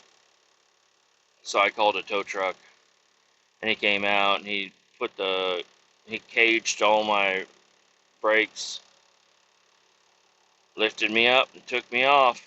And it was kind of funny because the tow truck driver, he was like, "Yeah, I got this call, but I was about to get called to go on that one over there." And that was a bad accident. It was a really bad accident. There were 3 semis driving side by side right there, and people are coming onto the highway from the Cloverleaf from 435, or not, it's not 435, it's 470. Okay, I fucked up. Coming on, going on the Cloverleaf from 470 north to go I-70 west. And a car came off and hit one of the truck's steer tires, and he swerved. He hit the semi that was to the left of him, which hit the semi to the left of him. So three semis collided together and fucking just destroyed the middle semi. The middle semi got fucking just smashed and destroyed, and it was blocking the entire fucking highway and the cloverleaf. So people were stopped for fucking miles on I-70 headed east or headed west. And then we had people that were on 470 that were, because it's a popular turn to take right there. People were stopped on the highway up there. So it was just a major fucking incident. And then every other highway around, you got these fucking rubberneckers. You know, when I see an accident, if I'm coming up on an accident on the highway, my attention isn't towards the accident really at all, unless it's right there in front of my face. My attention is on the cars that are ahead of me. And, you know, I can say all the shit I want to on the podcast. Nobody's going to fucking change. People want to see the wreckage. They want to see a dead body. That's what they want. They're not looking over there to see, you know, anything other than a dead body. That's all they want to see is a dead body in a crashed car. And listen, I mean, I've seen some things in my life that I don't want to see anymore. And you know, I would say if you're driving by an accident, your main focus is to not get in another fucking accident. So keep your eyes forward. Don't pay attention to the fucking crash, especially when the crash isn't even on your side of the fucking highway. Okay? Now, that doesn't have anything to do with my truck breaking down. It was going to break down no matter what because I don't know the brake pods were going bad. They were leaking, and the leak got worse every time I hit the brakes, and it leaked all the air out, and it was stuck there. But we got it towed back to the shop. It was so that truck is really interesting because it's like it only has like 7,000 miles on it. It's a 2010, I think, Peterbilt. It's only got 2,000 or 7,000 miles on it. It's like brand fucking new, but everything's worn out on it. You're not worn out, but just old. So the fleet manager now, he's like, nope, we're only buying new shit. Mostly new shit. You know, specialty equipment trucks. You know, you kind of only get what you get. But after that truck, he's like, we've spent so much money replacing seals and fucking brake pods and tires and just wiring and all the shit that goes bad in trucks over time was going bad left and right on that truck. Now it's to a good point. Like it's been around the block a time or two, so now it's good. But had he known how much money it was going to cost to get that truck driving comfortably again, he probably wouldn't have bought it. Probably would have been a better idea to add a winch and modify a different truck than to fucking repair that one. But anyways, and then this is my third time being towed. Just gotta hope the truck driver's a cool guy. They usually are. And I'm giving him a nice, easy job here. I'm in a big open gravel lot. Uh, Gave him the exact address to where I'm at. Well, he didn't want the address. He's like, I know where you're at. I know where you're at. You're in their gravel lot. I'm like, yep, right next to the fence. It's like, all right, I'll be there.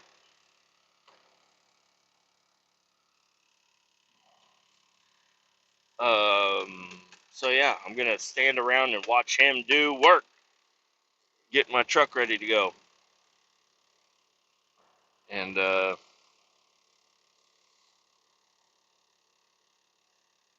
get this motherfucker towed back home.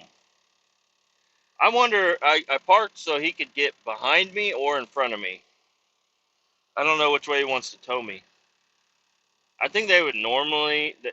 I don't know. I don't know if he's got to get underneath there and cage all the brakes or not. Well, I guess, yeah, I don't know.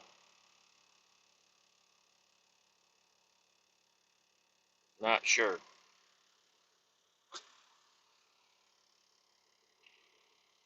But yeah, I don't know. I just think it's kind of a funny situation where I had a truck break down on me, this truck, on Monday, brought it to the shop, let everybody that I even got close to know that the truck was fucked up. Rode it up. Well, I didn't ride it up because I didn't post trip it. I just hopped into another truck and another driver took off with it. And I thought, and I was in. I had the two mechanics we got at our shop. I had both of them on the phone telling them about what it's doing and what's wrong with it and blah blah blah. And I don't know. I hate to say it, but it's like they decided just to shove it in the back of the lower building, put a bunch of shit in front of it, and nobody will drive it, and they won't have to fix. I don't know. And honestly, they thought it was fixed. Sorry, I lisped it there for a second. They thought it was fixed. Just needs it's been sitting outside. It just needs to come inside, sit for a couple of days, have the fuel treatment ran through it, and it'll be good to go. That's what they all thought. That's what I thought too. But I was so close to leaving with a different truck to do this job. So close. And then a guy that I'm not afraid to say, I don't really care for him. Another guy showed up and he's like, "That's my truck." But I mean, I'm like, "Oh, all right." I didn't know anybody else was using one of these trucks today. And I just need a truck. It doesn't matter which one. And it made sense that I take this one because the container that I'm hauling already has a tarp on it, and the container that he was hauling doesn't have a tarp on it. The truck that he needed to take has a tarp arm, so he can tarp his load. And the truck that I'm taking doesn't have a tarp arm. It got a little fucked up, and they just chopped it off. So you can see it where it used to be. It's just missing the entire tarp arm assembly. And yeah, so I mean, things happen the way they're supposed to happen, but I just feel bad not getting a job done, like trying to get this job done, and I just can't do it. And it's like it's sitting here idling perfectly fine. Everything looks good on it. But as soon as I get out on the highway for a short amount of time, it's going to fucking and then die. So, I don't know. Yeah, like I said earlier, it's going to be interesting to watch, to have them diagnose what's wrong with it, because it's kind of hard to figure out what the fuck's wrong with it if it takes 2 hours for it to fuck up. So I don't know. Maybe that'll be my job tomorrow. Just drive this truck around, drive it around until it starts fucking up, and then drive it back here.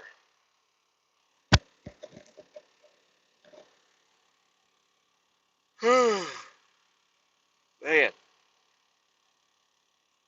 And I was trying to explain to them, I'm like, I don't understand. Like, this truck is fully warmed up at 30 minutes. Not even 30 minutes. I'm just saying 30 minutes to give it a little bit of extra time. But drive this thing around for 30 minutes, you can probably figure out if it's having issues or not. But this one is just, you have to drive it around for 2 hours before it starts fucking up. So, I don't know. I would imagine I'm going to take it back to the shop. They're going to replace the fuel filters one more time, drain the fuel out of the system, and then put new fuel in it and see if that helps. I mean, that's all. Unless they want to pull injectors and check out, because I'm thinking injector issue. The injectors just can't handle the amount of fuel going to them, but why would they work perfectly fine up until 2 hours? It's not the fuel pump, because I got my fuel water separator and it's where it's supposed to be. So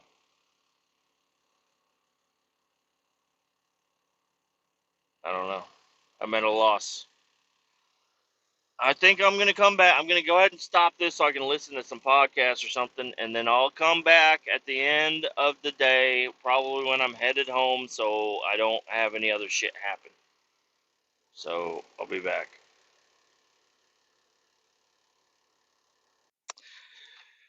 Oh, it's 7:30. I'm leaving the shop. Closed the gates. I already went in there, got the truck offloaded, everything. Everything went well, I think. The tow truck showed up pretty soon after I think I stopped recording. I don't know. I didn't sit there for very long. Tow truck showed up. 2 tow trucks showed up. 1 rollback, even though I told them. And then a wrecker truck showed up. I was like, it's a Kenworth straight truck. I wonder what they fucking plan on doing with that. And but no, that he was in the area, and I guess the guy running the wrecker asked to have another guy there to kind of help him get it loaded and everything. So I was like, hey, I'm here. I can help. Even though I don't know what the fuck I'm doing, but it seems pretty fucking simple. You know, I'm not going to do any of the attaching or running the hydraulics or anything, but if you need me to hand you a chain or something, I can do that. Anyways, no, guys were really cool. Got me loaded up quickly. They appreciated me being parked in a nice open area rather than on the on ramp or off ramp to a highway. Got it strapped down, got in the truck, and I said, hey, listen, I'm only going to ask you for one more thing tonight, and that's to stop somewhere, because I'm going to piss my fucking self. I've been standing, I don't know, I don't feel right not being around the work, because I definitely could have sat in the truck for longer, probably, while, you know, not while they're lifting it up and all that stuff. I mean, I don't see why, but or I could have been like, I'm gonna go get warm in your truck, and I'm gonna wait for you to be finished.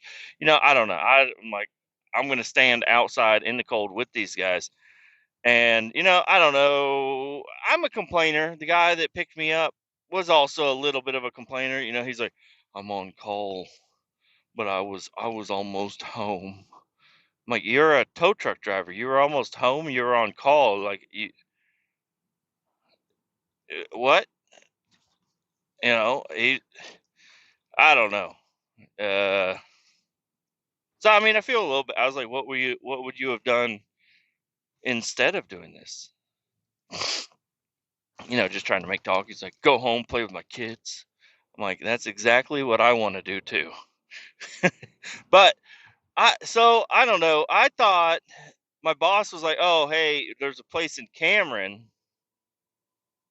that, or Macon, not Cameron, Macon, Missouri, that's further away from where I was headed, basically. He's like, I'll call them, or you call them and have them tow you back here to Kansas City. And I'm like, okay, I'll do that. Looking back, it would have probably made a little bit more sense to have somebody, you know, just for the driver's sake, call a different tow company that's would have to backtrack a little bit to get me, and then go past their house, drop me off, and then they wouldn't have as far to drive back. Because that guy, he's got a 4-hour drive home, and he just left. So I mean, I feel a little bad for him. But I'm like, I don't know what I mean, I could just leave the truck on the side of the road and Uber home, I guess. But then I got an Uber guy fucking pissed off at me, wanting me to. I don't know. But anyway, I don't know. I'm just fucking talking shit, I guess. The guy was super nice. We had conversations basically the whole way there to the shop. I was like, well, I guess you enjoy your job, or else you wouldn't be doing it. He's like, I don't really enjoy any work, really. I'm like, oh, okay. And then I was like, I don't know if this guy really wants to talk. And then he just started talking about his past employment and all kinds of stuff. He's like, I used to work at a Boeing facility that made cables for helicopters. I was like, oh, interesting. What? That's cool. He's like, yeah, I was on. Uh, Somebody else would do the really hard part, and then he went way more elaborate than I'm gonna. But somebody did a really, real intricate part where they're soldering all the little wires together, and then it would come in front of me, and I would just put the plate on the back. I was like, oh, okay. And he's like, and then one day they came to me and told me I need to go in the back room. I was like, what do you do in the back room? He's like, uh, I forget what he said. He said he was like, I don't know. He was working with some other type of thing. I was like, all right, interesting. But I was trying, he started talking about towing and stuff, and I'm like, okay, now we're into something. I was like, have you ever done any repos? Every tow truck driver, I imagine, has done repos. I don't know why they wouldn't, but he's like, oh yeah, I did repos. He's like, I had this one where I went to a house and I was repoing this car, and it was, you know, it I drove by just to check it out, to scope it out, and their garage door was open and the car was right there. I was like, interesting. He's like, yeah. I'm like, go on. He's like, that's it. It was in the garage, and I pulled it out of the garage. I was like, oh, all right, that's the interesting part. Cool. Um, Anything else happened repoing? He's like, yeah. There was one time I was repoing an Impala. All the tires were flat, so I had to air them up. Cool. What else happened? He's like, just aired up the tires. I would have towed it with the flat tires too, but I decided to try to air them up and see if they'd hold air, and they held air. I towed it. All right, interesting. Has anybody ever have you ever had an interaction with like the person that you're dealing with during the repo and stuff? Like people get angry because I'm like, I know all the TV shows, they're not going to show the easy repos, the repos that are like nice and quick. They're only gonna show you the ones where people are pulling out guns and shit. He's like, oh yeah, yeah, I did. I had this one. I'm like, all right, here we are. We're in the good stuff now. He's like, I had this one where it was an old man, and he had a pickup truck, and it was like falling apart, and I had to repo the pickup truck, and the old man was yelling at me. He was wondering why they even want the truck back. I need that exit, fucking dick lick. Jesus Christ.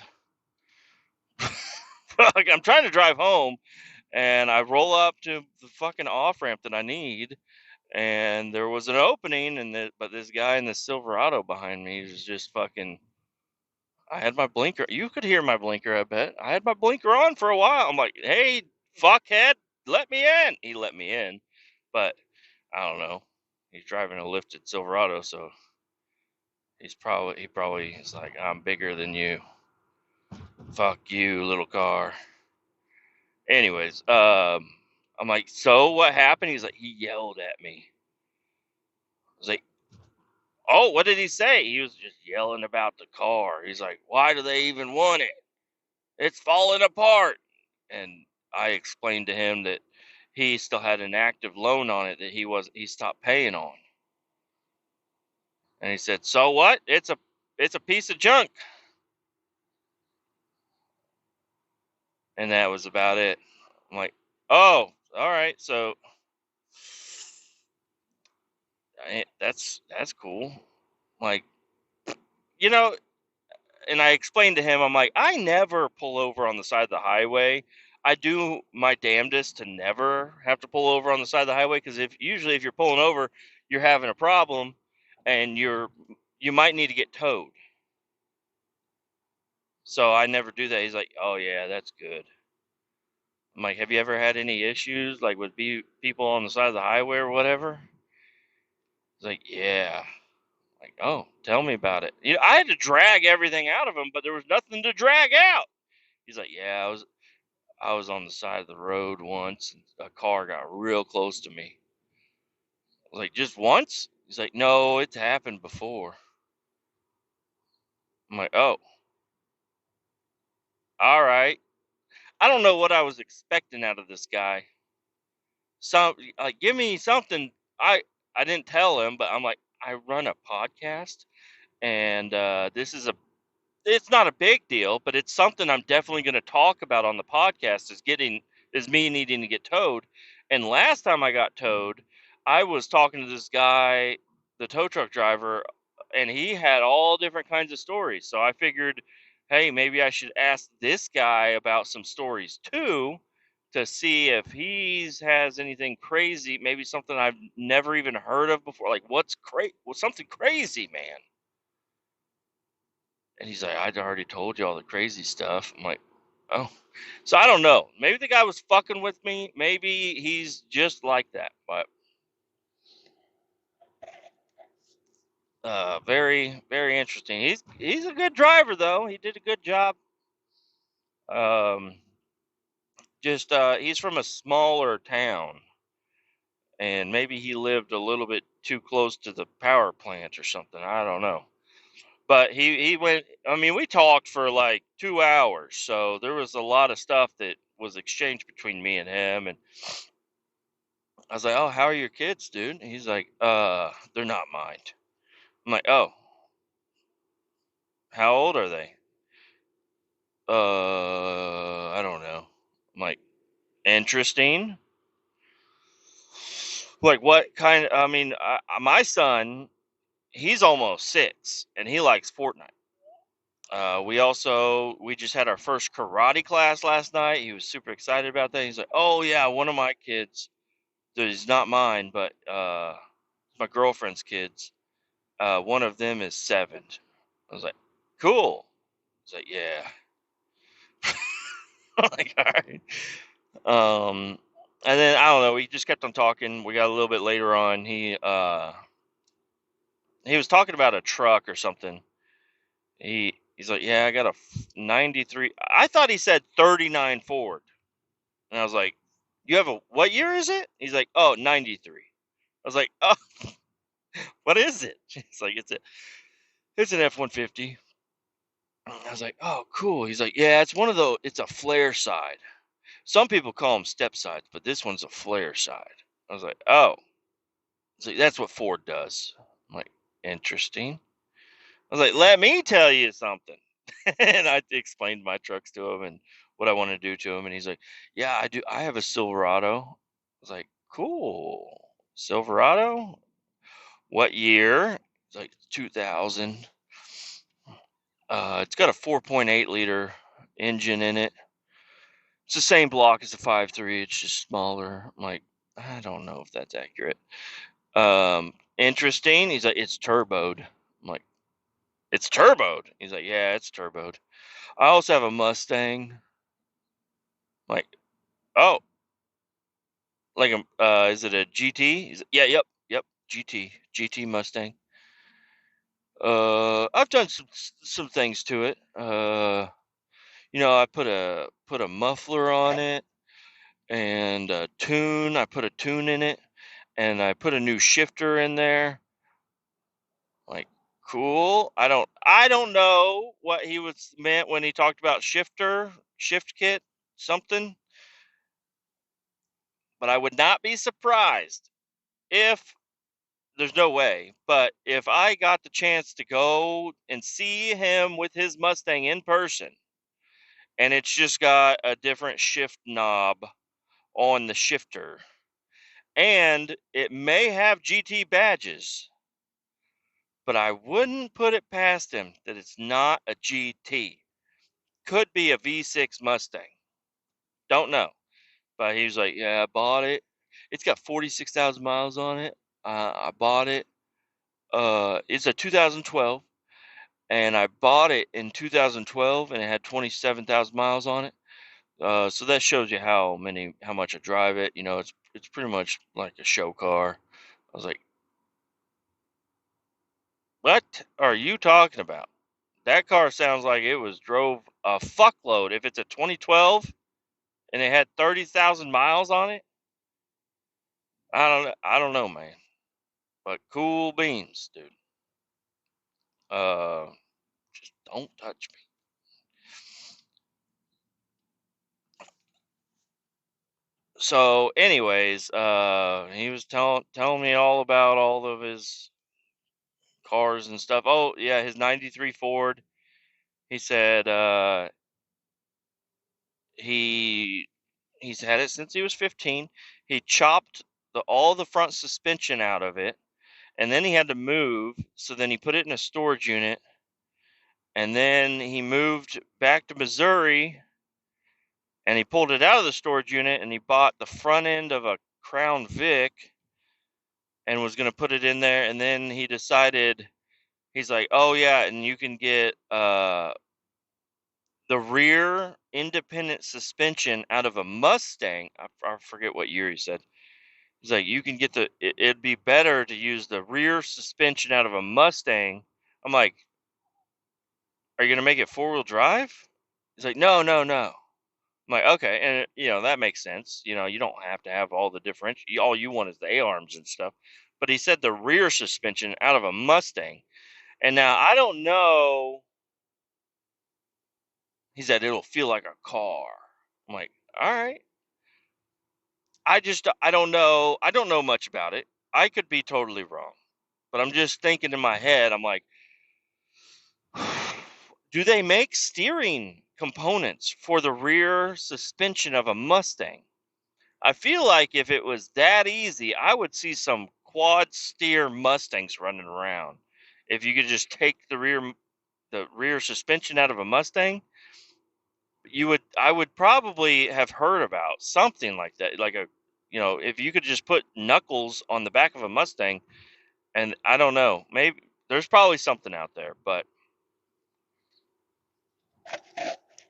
he's a good guy. He's like, yeah, my girlfriend, she's a nurse. Cool. He's like, yeah, she has to get up in the morning and go to work before me sometimes. Said, yeah.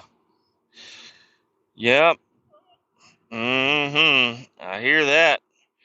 I don't know. I don't what it's like, yeah, she sometimes has to set a bunch of alarms though.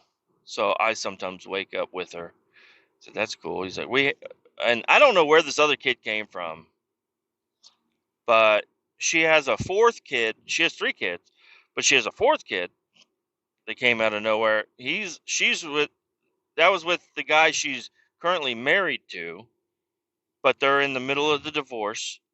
But then they also have a 1-year old. I don't know where the 1-year old came from. I don't know if the 1-year old is from the marriage. I would imagine if it's one and she was married, so I don't know. But he's like, yeah, she wants the baby to sleep in the bed all the time. I'm like, oh. He's like, yeah, the baby wakes up and does karate on my back every single night. But we only have that baby every other weekend, which is weird. I'm like, okay, interesting. And then I don't know, got into all kinds of other random shit. I don't want to sit here and bore you guys with all that. I don't know. It was not I got nothing out of this guy except for, maybe make a little bit of fun of him. Um but yeah, we everything went fine, and we drove back to the shop, opened up the gate, and he parked it in there. Oh no, I totally forgot. We were driving, we passed. I forgot that I had to pee because when I'm outside, I'm like, oh shit, I have to pee so fucking bad. Please stop at a truck stop. And then I get in the truck and I forget I have to pee, but I grabbed a water and a spit bottle, or no, I just grabbed a water and I drank all the water so I could use a spit bottle. But then I remembered I had to pee again. I was like, can we pull over at the next truck stop? I think there's a Casey's over here or something. He's like, oh yeah. He's like, I have to go pee too. I'm like, interesting, cool, let's do it. Let's go. Let's do it. Please hurry. I'm about to have it running down my leg. So we got there, and I don't know. This guy is kind of quick. He's not a thin guy, but he's a quick guy.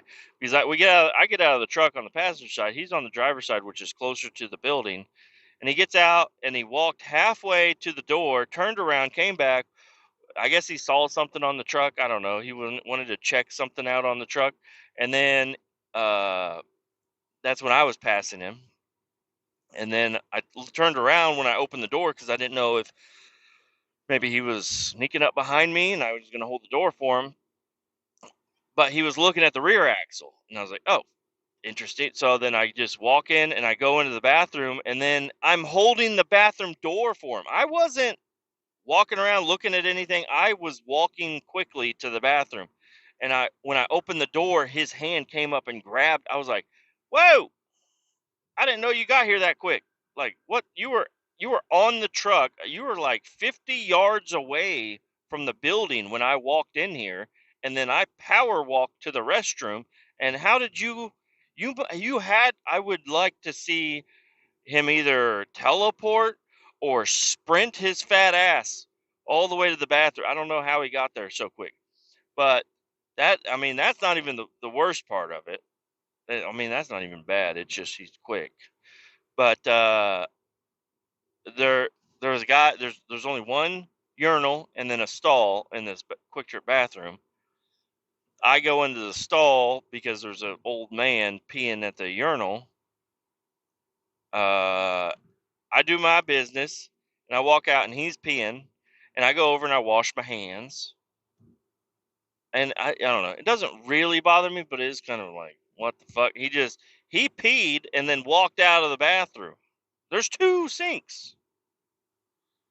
He could have washed his hands. And it wasn't because they only have a hand dryer. I'm not going to lie, when it's cold outside and all they have is a hand dryer, sometimes I don't wash my hands because I know they're not going to get dry enough and I'm going immediately back outside. And I don't want my hands to be wet and cold at the same time. But that's really the only time I wouldn't wash my hands after using the toilet, after touching my dingling. But no, he peed. He didn't even have his pants zipped up until he was walking out of the door. And then I guess the worst part of the whole thing, if there is a worst part, is I go up to the coffee machines and they're out of order. They got 3 motherfucking coffee machines, all 3 saying the same thing. They're all out of order. I'm like, this is fucked. So I grabbed a Black Rifle salted caramel mocha, whatever the fuck it is. I don't know. The red Black Rifle coffee out of a can, and went out to his truck. And he is, I mean, not. I could have asked him to move something, so I could have just set my drink down, but I decided just to chug it because he had shit. He has 3 cup holders and he's got shit in all of them. So I just chugged it real quick, smashed it, and then set it on his dash. I don't know why that made it into the story, but it's something that happened. And then we just proceeded to drive the rest of the way. And then as soon as we got to the city and there was like more than 8 cars on the highway, he's like, man, I fucking hate the city. I'm like, what? What? He's like, all this fucking traffic and shit. I'm like, this is light. This is as light as it gets, really. Like, you can be out here at 4 a.m. and there's 8 cars on the highway. Like, what do you... I'm like, oh, I do remember you're from the small town or whatever, but he was just like, I fucking hate the city so fucking much. I'm like, please don't crash. Please just leave following distance. But we made it. Everything went well. And honestly, he's a normal guy. I'm spicing it up a little bit. Not a lot, but a little bit. And he's good and professional. Guess how much it costs to tow that truck? Now, I understand it's not going to be cheap. But it was $2,100 that I paid with my company credit card. Don't know how it didn't hit my limit. I'm wondering what my limit is. I was told my limit is 2,500, and I think I'm really close to that limit because I had to pay for the fucking fuel filters beforehand also. So, but yeah, $2,100 because the guy sent me the bill through text. There's a link on my way out. Before we even got to the toilet, he sent me that link, and I mean, I paid it. Everything was fine, but I was like, damn. And he's like, what? I'm like, that's $2,100. He's like, yeah, I wish I saw some of that. I'm like, oh, all right. What? He's like, yeah, I don't get even close to that. I'm like, well, I mean, you do have a lot of nice equipment. He was in a nice newer record truck. They had all the nice little bells and whistles. They even had a remote control. But I was looking at the remote control, and I wonder if tow truck drivers are instructed to, because they have a magnet on the back, and they're like, hey, you need to always never put this controller in your pocket. And I mean, this is just something I noticed, and I didn't I didn't ask any questions about it, but I'm like, I can definitely see somebody throwing that remote control in their pocket, and then you got to roll around underneath the truck while it's suspended in the air. And that can be a really bad situation. So I mean, nothing bad happened, nothing did happen, but he never put it in his pocket. But I was like, I don't know, just something about it. And maybe the control has like a safety, but you have to hit two buttons at the same time or something. I don't know, but I'm like, I was just running scenarios through my head, and I'm like, imagine. Let me spit real quick. There we go. Imagine rolling underneath a truck on the side of the highway with a remote in your pocket, and you're just trying to chain up the front axle, or maybe you're removing the U joint to because they got to undo the U joint on the axle or on the drive shaft and then strap it up in the air so it doesn't run the engine or whatever, fuck shit up. Or he had to hook up an airline so he can run my brakes. And just imagine rolling around underneath there, and you hit the fucking lower button, and you don't know it's even lowering until it's fucking too late. You're fucking smashed under a fucking truck. I mean, they sit pretty high, so you're not. I mean, it's not gonna be that bad, but just I don't know. I was just like, I'm gonna make sure I always see where that remote is while he's got it, and he always put it. He always magneted it to the back of the boom on the truck, so it was good, but. I don't know. It was the hydraulics on that thing are quick. He didn't even have it revved up or nothing. It was just fucking just quick in general, up and down, and uh, yeah. So that's what they did. They first thing they do, they get there, they back the little boom underneath the axle, lift up the axle, throw the wooden blocks under the front tires, lower it back down, bring the boom out, put in the clamps that are supposed to hold the front axle because this truck sits too low to fit the clamps underneath at the beginning, so the wooden blocks hold the front end of the truck up so they can slide it under.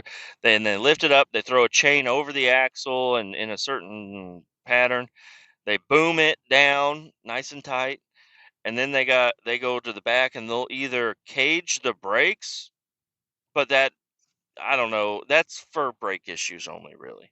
Um, and that would release the brake, all the brakes out back so you can roll it. Because otherwise, if you run out of air, like I did one time, they had to cage the brakes because the brakes were completely locked up.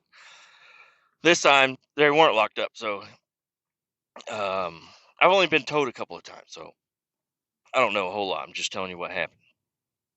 They undo the drive shaft, ratchet strap it up against the frame, which since I have a tag axle, that made it a little bit more interesting. Not a lot, but a little bit. So then the rear axles are free spinning, and then they had to find an airport. There's a little plug on the bottom of your air tank that he could plug into, and then he can run air through his system into my truck, and then so when he hits the brakes, it hits the brakes on my truck. It makes things a little safer and everything. Oh no, what do we got going on here? We got an Amazon party. No, we don't. I thought I saw two Amazon trucks sitting in front of my house. There's the reflection is shining on my tailgate of my 92. Um, my wife ain't going anywhere. I'm gonna park in the driveway. I wonder if he's stopping right in front of my fucking house. Nope.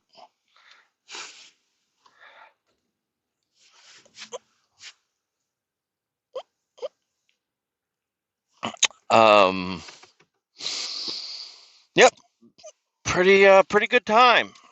He did all the work, and I rode home, and now I don't know. It was a long day. I wonder if I'm going to. I don't see why I wouldn't, but it feels weird to get paid for a 13-hour day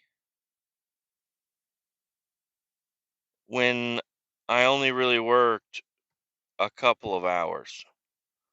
But it just took a long fucking time, and the truck just was not running good, and I did not want to. My boss was like, "Run it till it fucking blows up. We've done it before. Just run it till it blows up." I'm like, "It won't even fucking run though." Like, it could be blown up already, if for all I know, but it's not fucking running enough to even blow it up. It'll sit here and idle perfectly. As soon as I put, some need some torque from it, it's just fucking dying. So I don't know.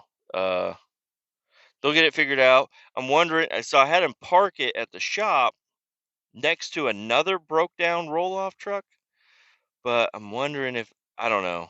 After he set it down and got everything done, I was looking, and that's right outside of our ER building.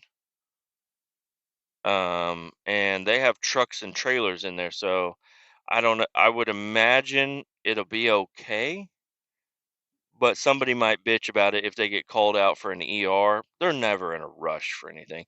So if they get called out for an ER, they'll probably be able to get the truck and trailer out of the building, but they got to back the truck and trailer back into the building, and doing that with that a smaller area might not be good. So I'm not sure, but hopefully they don't have any ER calls tonight. And tomorrow morning, one of our mechanics is going to come in extra early to fix the truck. And I imagine my day tomorrow is going to be a little bit different. Maybe. I don't know. I feel like I'm going to get blamed for something when there's no blame in my game. I wasn't even supposed to use that truck. The truck ran great all day until it didn't. I stopped, I tried to get it fixed. It didn't fix it. It's still fucked up. And I made it down the road as far as I could fucking go. And I had to get towed. It's not a good situation for anybody to be in, but it's a situation I ended up in, and there's nothing I could have done different. It would, and I try to tell myself this would have happened to any motherfucker getting in that truck. I pre-tripped it. Everything's good. Well, I mean, I talked about my pre-trip earlier, but nothing in my pre-trip would have found anything about this engine issue. Okay, so I don't know. I just hate being a guy that has issues because I like to not have issues, and I get real defensive of myself when I know there's nothing I could have done. Anyways, I'm fucking done here. I'm just sitting outside my house. I gotta go inside. The kids are still awake. Love y'all. Keep all 18 down, and have a great day.